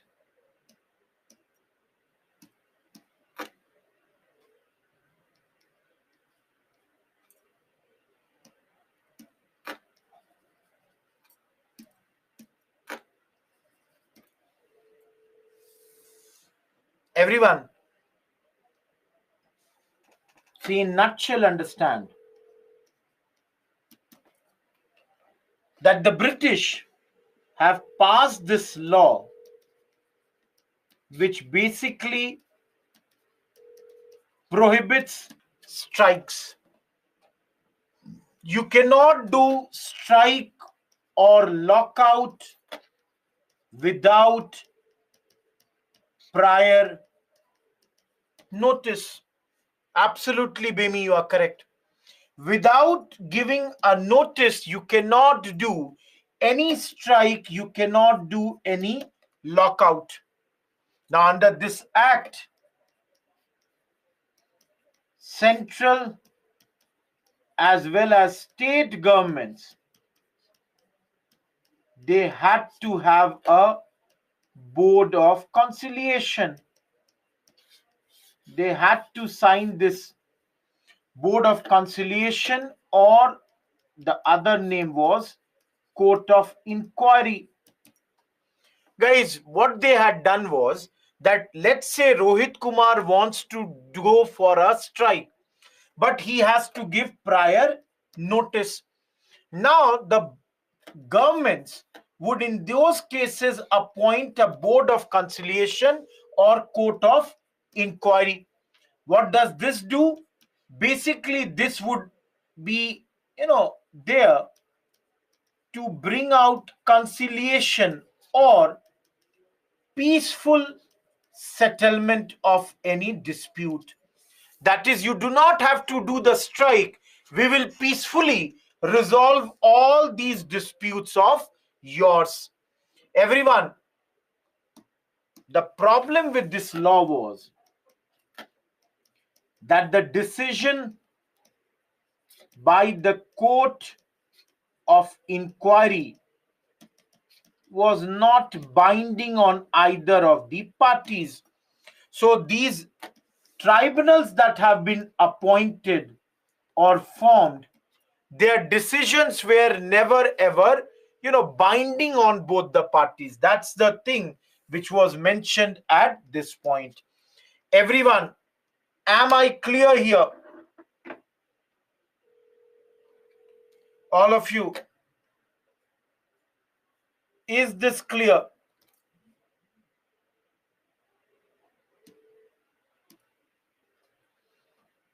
Everyone, I'm done with this particular part where I had to talk about the factory laws. So all of you, he is one of the labor leader.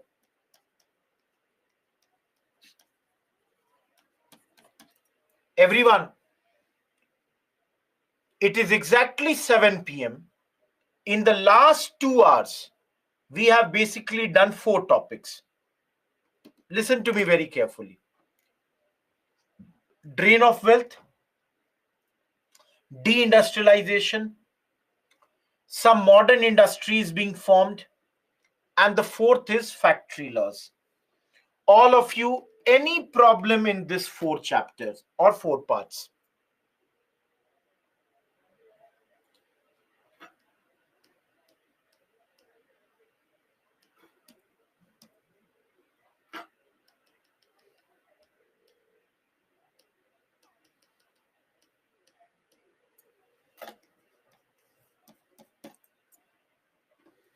Now everyone, this page is a rough page.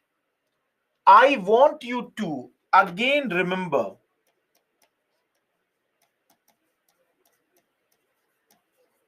everyone terminologies. No, Simran, it's not against the laws. They are trying to get these laws passed. Anurag, if you will prepare for an exam, guys, there is a exam called EPFO exam. Have you heard this? For the Employee Provident Fund, these exams, there are exams conducted.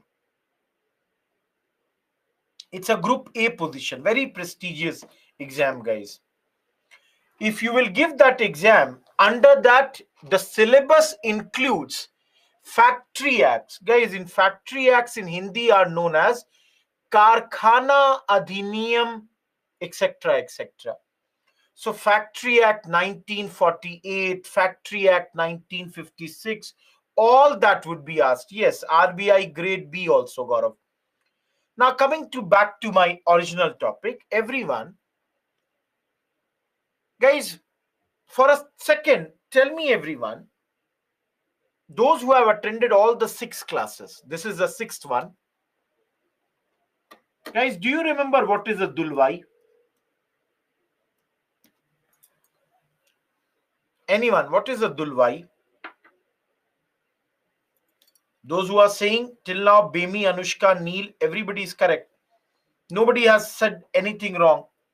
Similarly, we saw the term called Sarv Adhikari, Wazir. Guys, do you remember a term called Vedar da Fazenda? Everyone, do you remember the term Vedar da Fazenda? Similarly, Carthage. Guys, forget now. Everything you said, everyone is correct. Whoever has said till now. Everyone, are you getting what I'm trying to hint? Guys, UPSC can ask such questions that what do you mean by this term? And they will give you 4 options for that. Everyone, are you getting my point or not? So, for example, do you know what is chintz? Everyone, any idea what is a chintz?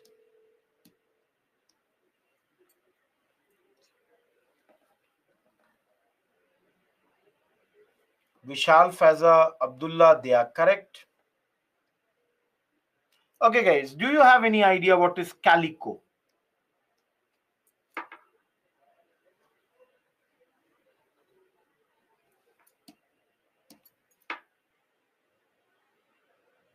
Chaitanya, wrong. Supreet, wrong.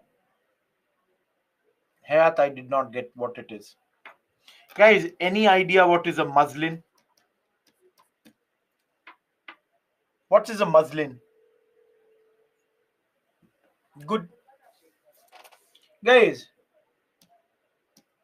all these are different terms used for clothes. So, for example, if you look at chintz, it is basically a printed cotton textile. It is nothing but a printed cotton textile. Chintz, this sort of fine cloth, was mainly produced in areas like Masulipatnam. Now, these clothes also got the name muslin because in modern day Mosul, that's your Iraq, what used to happen was that the Indian traders would exchange. I should not write Indian, sorry guys. I should write Arab. The Arab traders or Arab merchants would exchange goods over here, and Europeans, they gave the term muslin. Similarly, calico, everyone, calico is basically coming from the word calicut because the Arabs,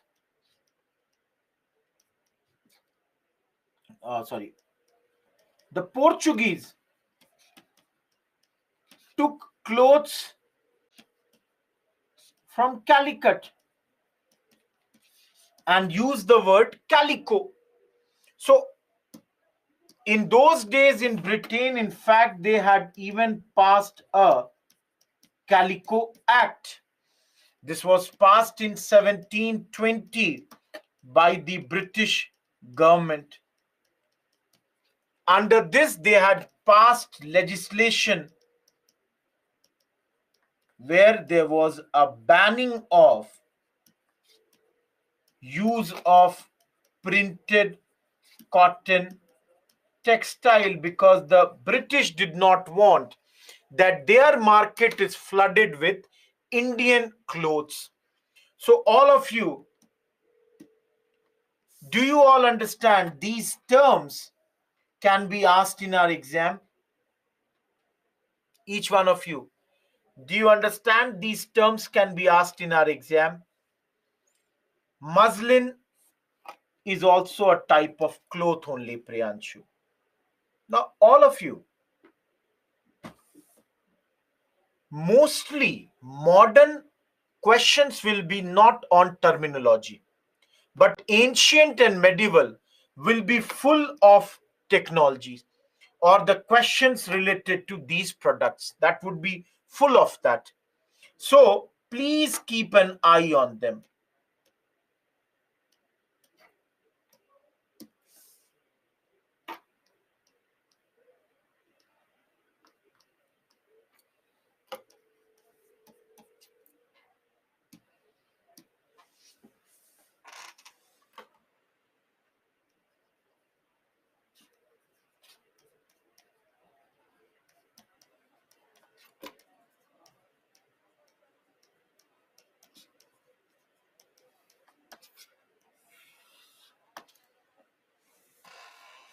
It is, Ghulam Mustafa.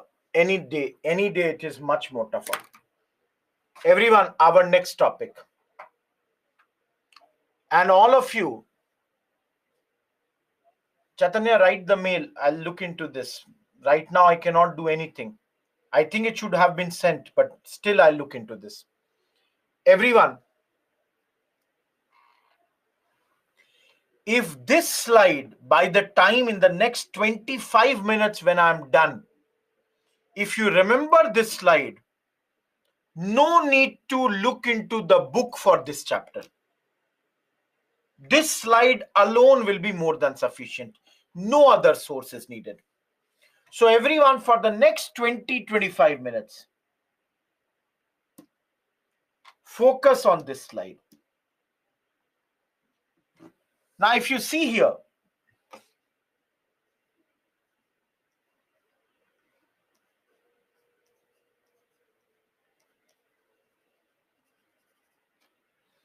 guys, before the British came, how did we use to travel? How did we travel in those days? What was our medium of travel in those days before the British had come?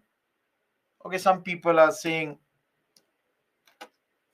camel, some are saying horse, elephant, bullock cart. Yeah, boats. Some people are saying palkis.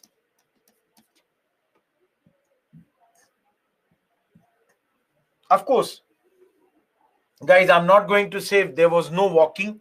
Walking was there. Tum tum, again, the same thing, guys. Initially, you are using the horse, nothing else. Now, all of you, you must be remembering when I was teaching you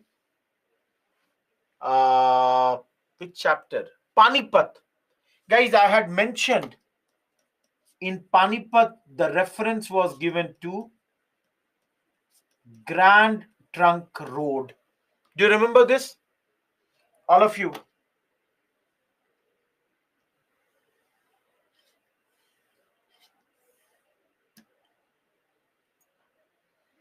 Hana? Guys, the Britishers improved it. Of course, when it comes to boats, later steamships were also introduced by them. Now, guys, as you all can understand, in this chapter, our major focus is on railway. Yes, Pooja, you are correct. Sonal, you are correct. But we are not getting into this right now. All of you, think about this. Railway.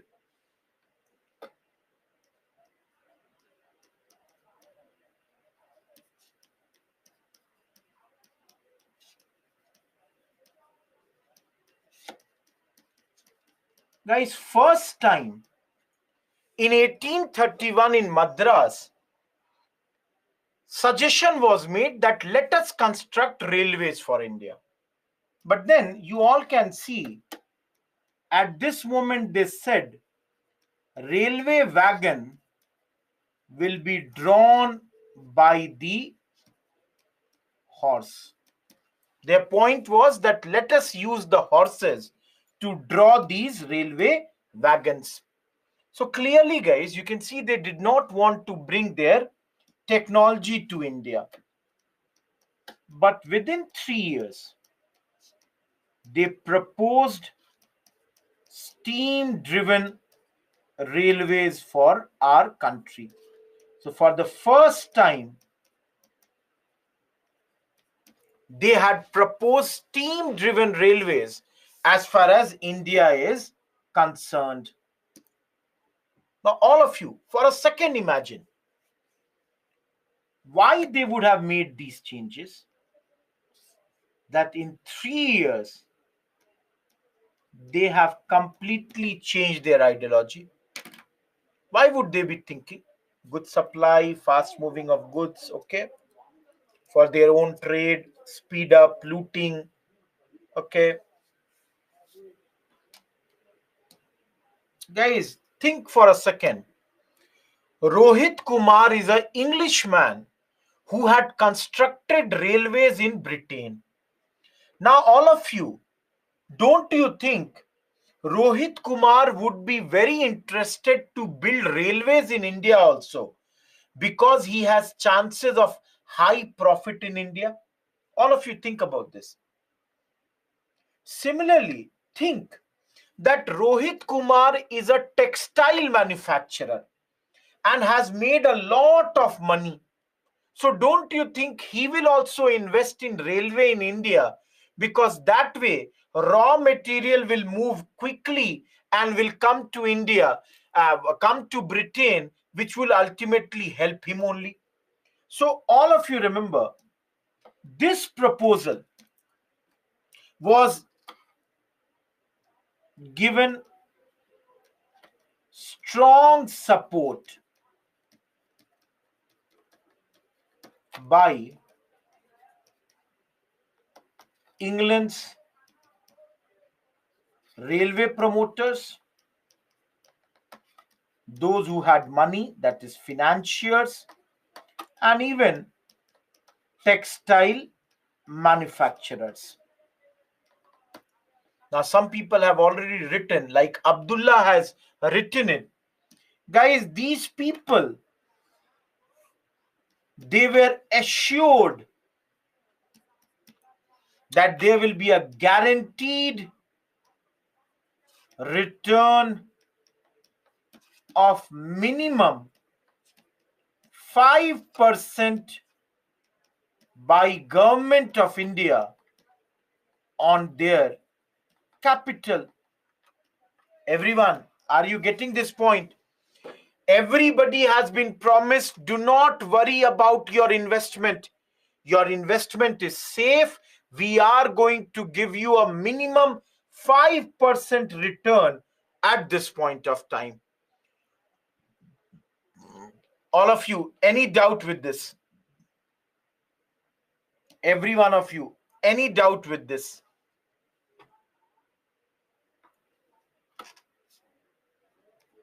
Thus came your first railway line in India, that is between Bombay to Thane.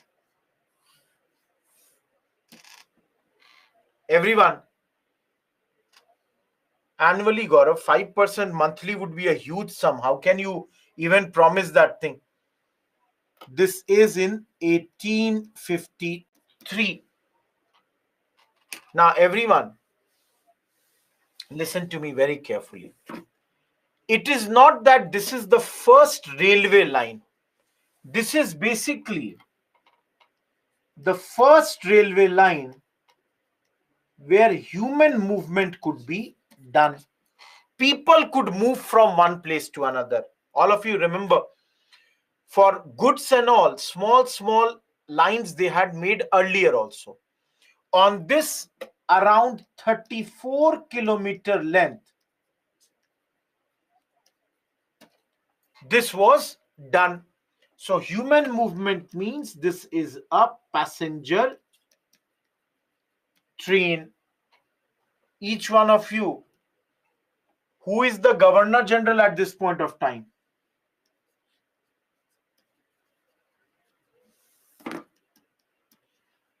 Dalhousie.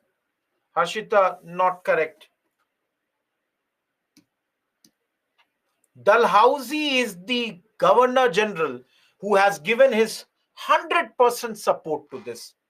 In fact, guys, he was talking about that let us construct 4 main trunk lines. And these trunk lines would be connected to big ports and different parts of India. So this was his idea at this point of time. Everyone. Now, all of you, the next 2-3 lines, if you don't remember also, not a problem. Everyone tell me, initially who is making all the railways? Private players. But government felt that this is slow as well as costly. So very soon, I would not write 1880 here. Just give me a second. My mistake.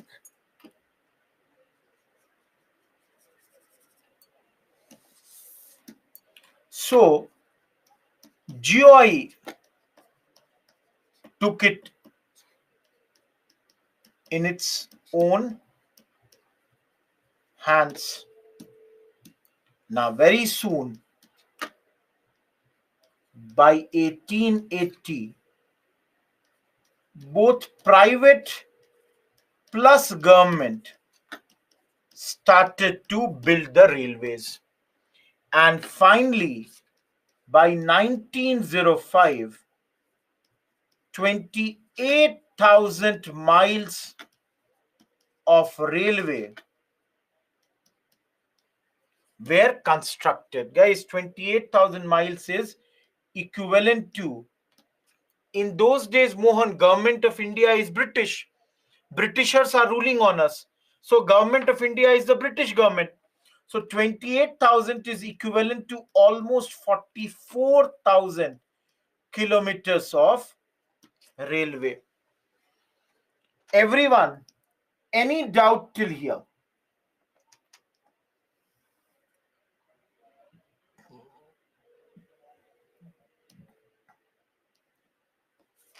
Now, all of you remember, whatever railway was constructed in India, Anil Katimani, I did not understand your point. Yes, Priyanshu, we will study that in 1857 chapter. Everyone, please understand this. Whatever railway was constructed in India, number one, all the initial investment, this is equivalent to 350 crore rupees, was made by British. Everyone, that means Indians did not make a lot of investments. Two,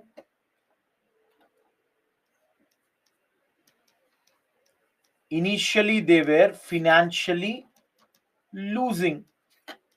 First 50 years, they were financially losing. They were making losses at that point of time. Third, they were mainly concerned with political, economic, and one more, military interests of British. Now, everyone, tell me, Do you understand economic interest or not? Everyone, we just now studied the whole chapter, drain of wealth, deindustrialization. Do you understand economic interest or not? They have built this so that raw material is, or is sent quickly.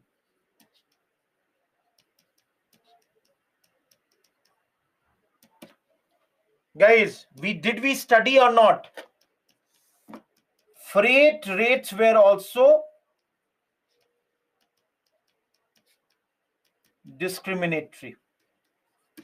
Everyone, did we study this or not?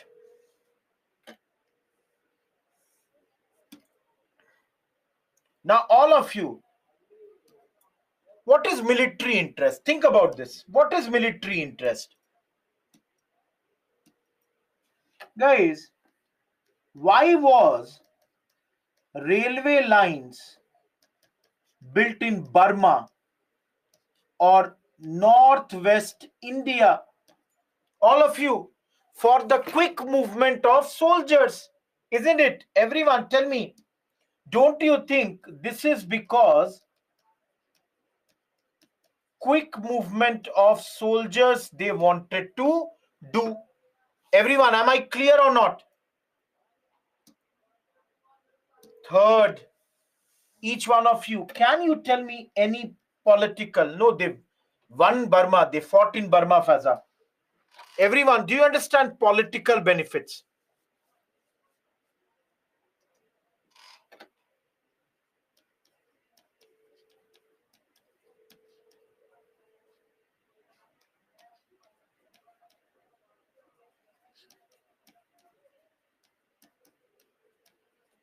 Everyone, state headquarters were connected to other towns. So, all of you, does it not lead to ease of administration? Everyone, tell me, does it not lead to ease of administration? All of you, does it lead to ease of administration or not? Last thing, all of you tell me, in this class, how many of you have visited Shimla? Everyone, how many of you have visited Shimla? Khayati says, Supreet says, only two people in this class. Okay, Prithvi, Gulam Mustafa. Okay, four people have been to Shimla. Suman also, five. Now, guys, out of you five, how many of you traveled through the train, Kalka Shimla railways? How many of you traveled through rail? Muskan says, Prithvi says. Now, all of you tell me, why were these railway lines constructed? Everyone, why were these railway lines constructed? Tell me. Kalka, Shimla, and all, why were these lines constructed?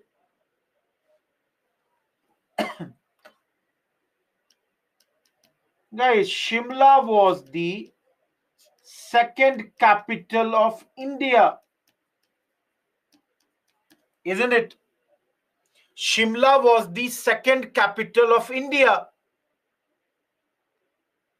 And in the summer, capital would go to Shimla.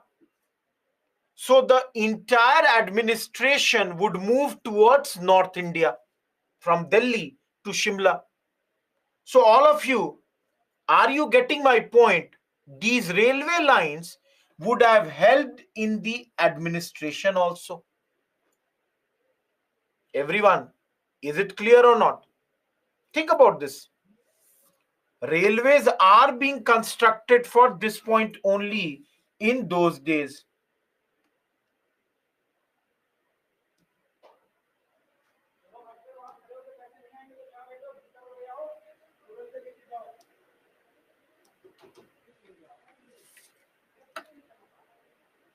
Everyone,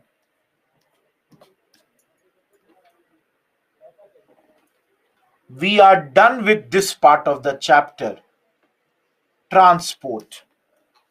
Look at this slide. Is it clear? Thank you, Prasad. Good, Raj. Good, Nikhil. Thank you, Priya Ranjan. So done, guys. Everybody is saying that they have understood the railway chapter. See, again, I'm telling you guys, if you know this much, you can easily write a 150-word answer. Freight charges are basically when you send goods from one place to another, there is freight charges, Muskan. Supreet, any new thing cannot make profit from day one. There would be some, investments. It would need some gestation period. Now, all of you, let me see again. Those who are writing this chapter is very interesting. I'll tell you, when I was preparing, and this is one chapter where I personally think I never ever remembered anything. I never remembered anything. I would always trust myself to know, Neil, we will study that point later. That would come later. Guys, I always knew in this chapter, okay, I have to remember maybe only 5%.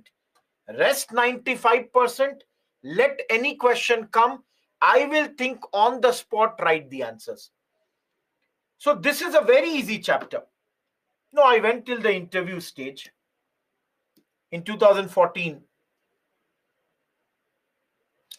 No, Anurag, later British East India Company handed it over to the British government, Crown, after 1858. So we will study that point. Guys, I'll tell you my story some other day, not right now. Let us come to the second point, that is communication. All of you, the most important point here is telegraph. Isn't it? You all must have studied, Hannah. Now, again, guys, telegraph also has been brought in India during the times of Dalhousie in 1853. You can see, guys, first telegraph line was between Calcutta to Agra. Similarly, Dalhousie also introduced postage stamps. He got Post and Telegraph Department established. And guys, his one of the innovation was he brought down the postal rates, charged a uniform rate of half an anna. Before him, what is the cost of sending a letter would depend on the distance. But he changed this and he brought that, see, there will be uniform rate. In fact, guys, it was so costly that writing a letter in some cases would take the salary, 4-day wages of even a skilled Indian worker. That would be the case in those days. Even the salary of a skilled Indian laborer would go in those days. Each one of you, am I clear till here?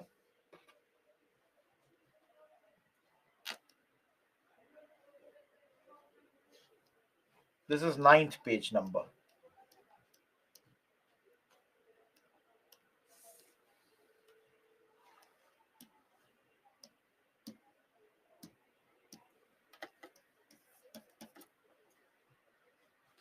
Guys, Priyanshu, earlier if I am writing a letter, Kanyakumari to let's say Kashmir, distance is more, it would be much more costlier. So it would be very, very costly in those days. But he brought uniform rate that everybody, every letter has to be half an anna. That's the thing.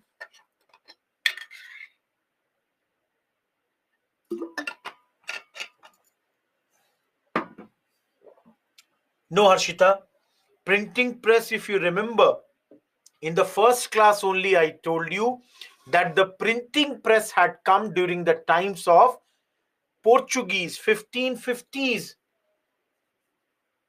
No, 4 days salary would be spent in one line. Mohan, I did not get your point. Okay, everyone, you know, there is still 25 minutes left. So we will start one topic. But before that, guys, you know, 1 year a question had come in UPSC, I think 2013. And the question was something like this: Dalhousie is the maker of modern India. Everyone, what will you write?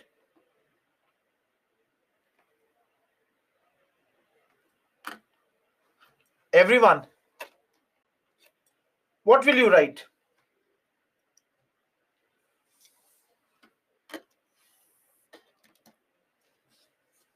Post, telegraph, okay, railway, good.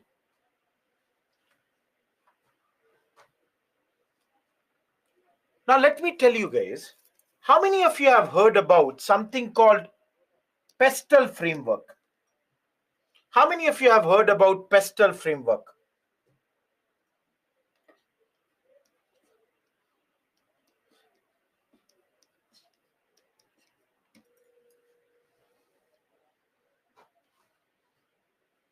Anyone? Pestle framework, do you know?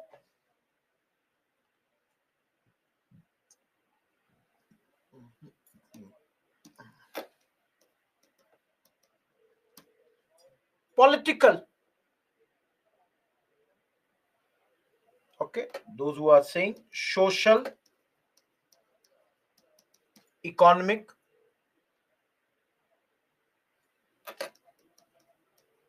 technological, okay, legal, let's say educational, if I have to say that. For a second, think, guys, I have kept this pestle framework in this sense. Everyone,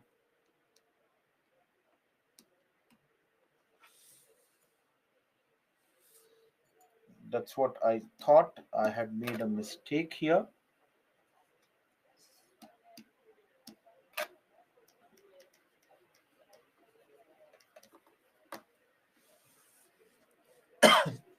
All of you, it is our 6th class. You all studied. Punjab was annexed by Dalhousie. Remember yesterday, 1848-49, Second Anglo-Sikh War. Is this clear or not? All of you.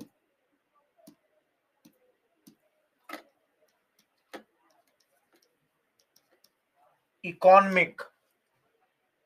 Railway.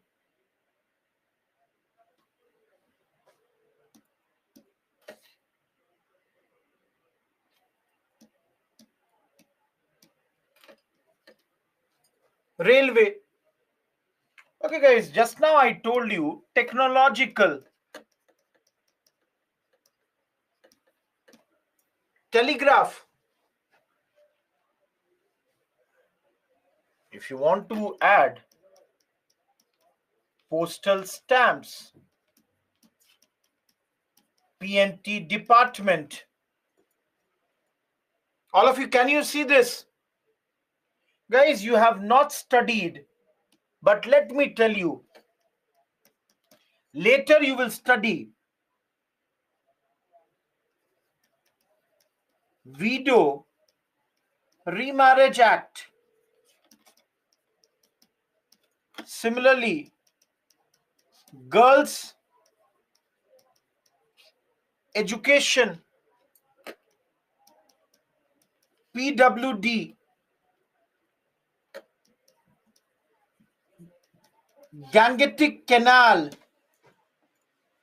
Everyone, can you see this one framework of writing the answers? Each one of you. Can all of you see this framework of writing the answers? PWD means Public Works Department. Hayat, that's not done by Dalhousie. Why would you bring that point here? Think.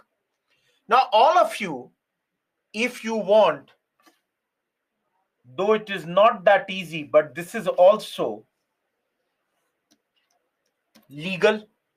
Widow Remarriage Act. What is it? It's exactly a law.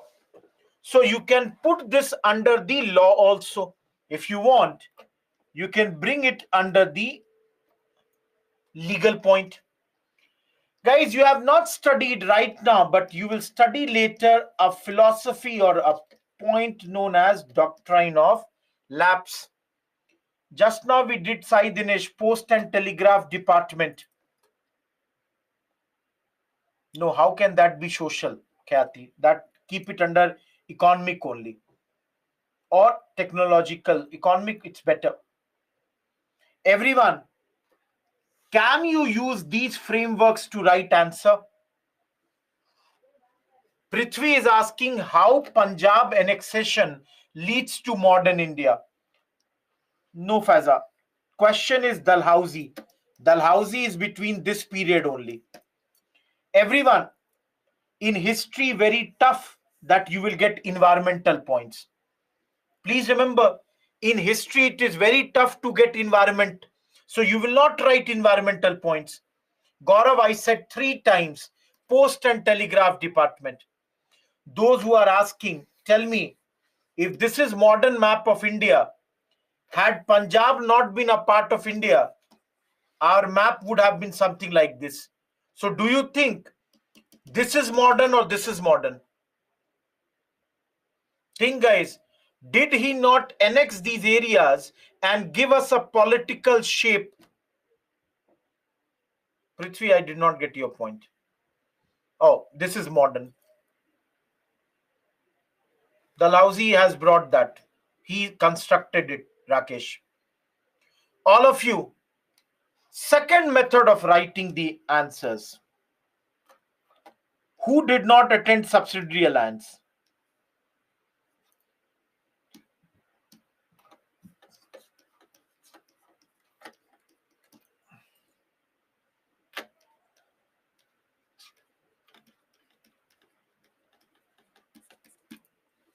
Five W approach.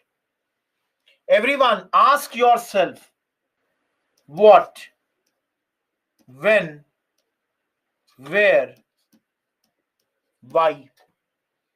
What is this? Everyone, a lot of you have asked me to do something on answer writing. That's why I'm doing it. So Raj, why you are asking why I'm doing this? Because this is a demand which has been made by many students on the mail that, sir, please tell us how to write some answers. So I'm doing that particular thing, guys.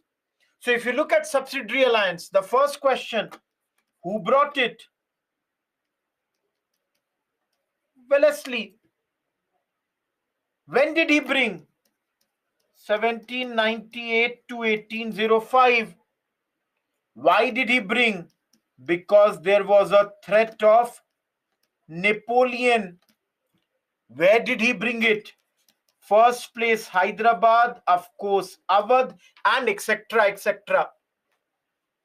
What is subsidiary alliance? We saw British resident, East India Company, paramount power, no alliance, no treaty, no war, no European, and forced to maintain British forces. And if you don't have money, give the land. Everyone, can you see how we write the answers? Each one of you, am I clear about this point? All of you, am I clear about this point? Tell me.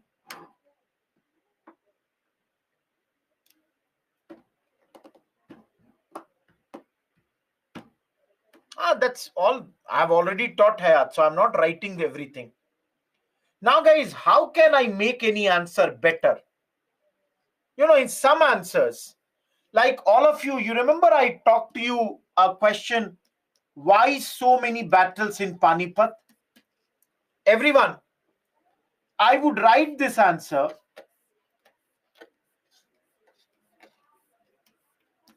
and here I would make a map. Everyone, what did I do?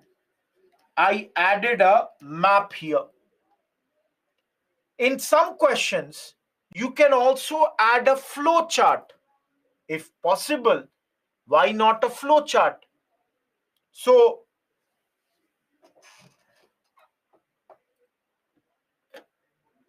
yes, Gaurav, we already studied.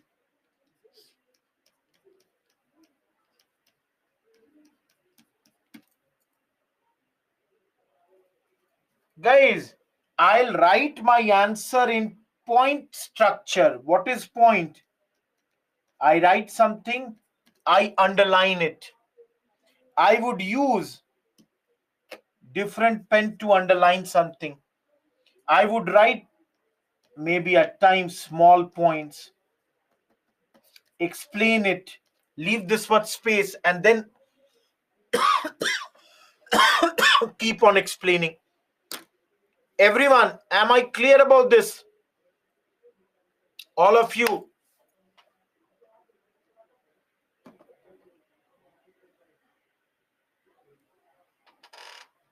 Hayat, you can do that. I'm not denying that. Factory committee was not done by Dalhousie, Harshita. Think na, that's a different time. Those who are asking what will be the opening introduction of this question. Now, everyone, do you know in your BP app, all the PYQs are solved and kept? All of you tell me. Do you know in your BP app, all the PYQs are there? Yes, Vedant, you can do that. Guys, in the BP app, go and look how I have started this question.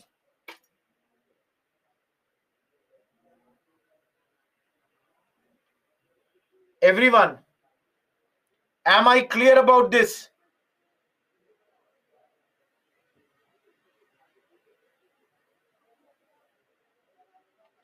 Everyone,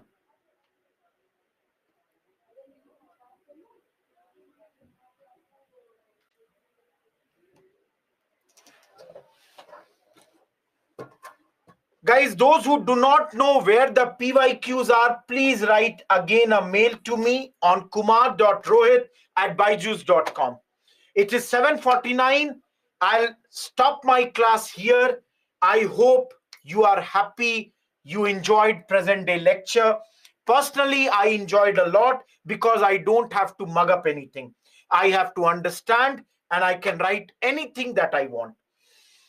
Those who have no queries, go enjoy. Let us meet tomorrow at 10 a.m. again for the YouTube session on daily news analysis. Okay? We'll meet again tomorrow. Everyone, those who are saying thank you, thanks a ton. Tomorrow we will do PYQs. Tomorrow we will do PYQ. Yes, Vedant, Saturday. Thank you, Anurag, Suman, Shushti, Ghulam Mustafa, Suman, Tanveer, Prithvi. Goodbye, Aarti. Goodbye, Ravi, Mathangi. Everyone, please give your ratings. That's very, very essential. Jai Hind, Lakshmi. Thank you, Sai Dinesh. Oh, those who enjoyed the chronology lecture, thanks a ton for that also. Thank you, Motam, Rakesh. Thank you, Sai Dinesh, Rufina, Gulam Mustafa, Mohan, Razib. Good night, Kambapati, Simran, Puneet, Shargun. Good night. Those who are done, keep on moving. Go enjoy. Take rest. Thank you, Arvind, Deepika. Thank you, Akshay. Pooja, it's very hectic. Morning DNA, evening class. My shift is 15 hours every day. I wake up at 5 a.m. I complete my class at 8 p.m. I go back in 1 hour. I have to, you know, go to sleep because again I have to, get up early in the morning. No, Gaurav, you are asking PYQ subject wise. On the portal, it is year wise. Mari, thank you. It's your first class, Mari. I hope you understood. Muskan, not every point can be there. Thank you, Mohan. Thank you, Vishal. No, Ankur. First three. Thank you, Aditya. Thank you, Arumita. Thank you, Shravani. Anyone else in the class, or else we will stop this. Vedant, it's not that. Here also, basically, everything has to be explained. Number of hours is same. Slight difference is there in the number of hours. So some places you have to do a bit of compromise, but the same lecture. Faza, I'll look into your mail. Guys, if you want one line to clear UPSC, discipline. That's the thing. Lakshmi, there are many chronology lectures. I can provide you many chronology lectures. Lakshmi, I think social religious reform movement. Thank you, Gaurav. Rakesh, PPT. Dilip, I'll look into that. Neil, don't make it very, very big. No, Muskan, I don't think. I have come to Jammu. I have taken lectures over there also, but I don't think we will have offline lectures over there. Faza, write a mail. I'll send it to you. Thank you, Bemi. Thank you, Aditya. Mari, I did not get. You have missed all the classes. Write a mail. I'll help you over there. Thank you, Lakshmi. I'll have a great dinner. Absolutely. I'll sleep nicely. Muskan, not possible to come everywhere. No class offline in Gujarat, but then I'll be there in Delhi this month. Anjali, write a mail. You will get the information over there. Thank you, Neil. Goodbye. Thanks a ton. Ankur, write this. Dalhousie is the maker of modern India for the day. Thank you, Muskan. No, Yogita, I never said. I gave that as another example. Thank you. Good evening, Muskan.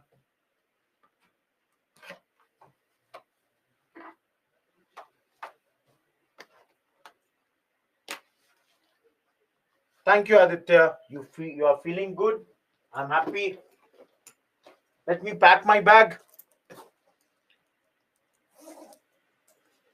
Vishal, I did not get this. Mail for answer writing. islive@byju's.com.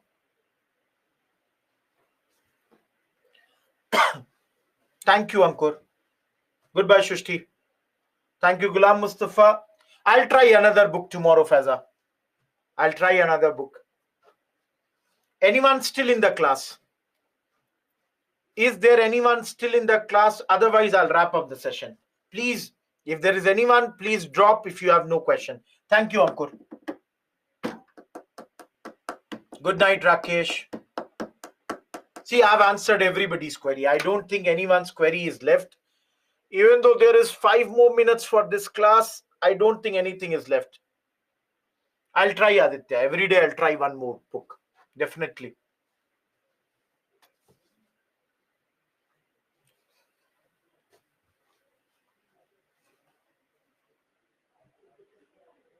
Maybe give 7 days at least. There is a lot of pile up, so it will take some time.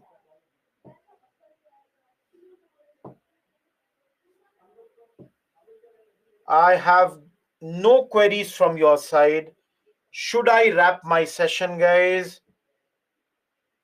Any one of you having any doubt, please ask me right now. Otherwise, done.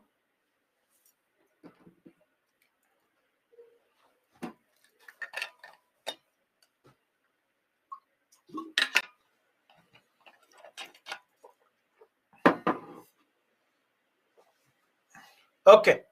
If that's the case, I hope everybody is done, gone. Goodbye, everyone. Let's meet again tomorrow. Thank you. Thanks a ton. Okay, goodbye.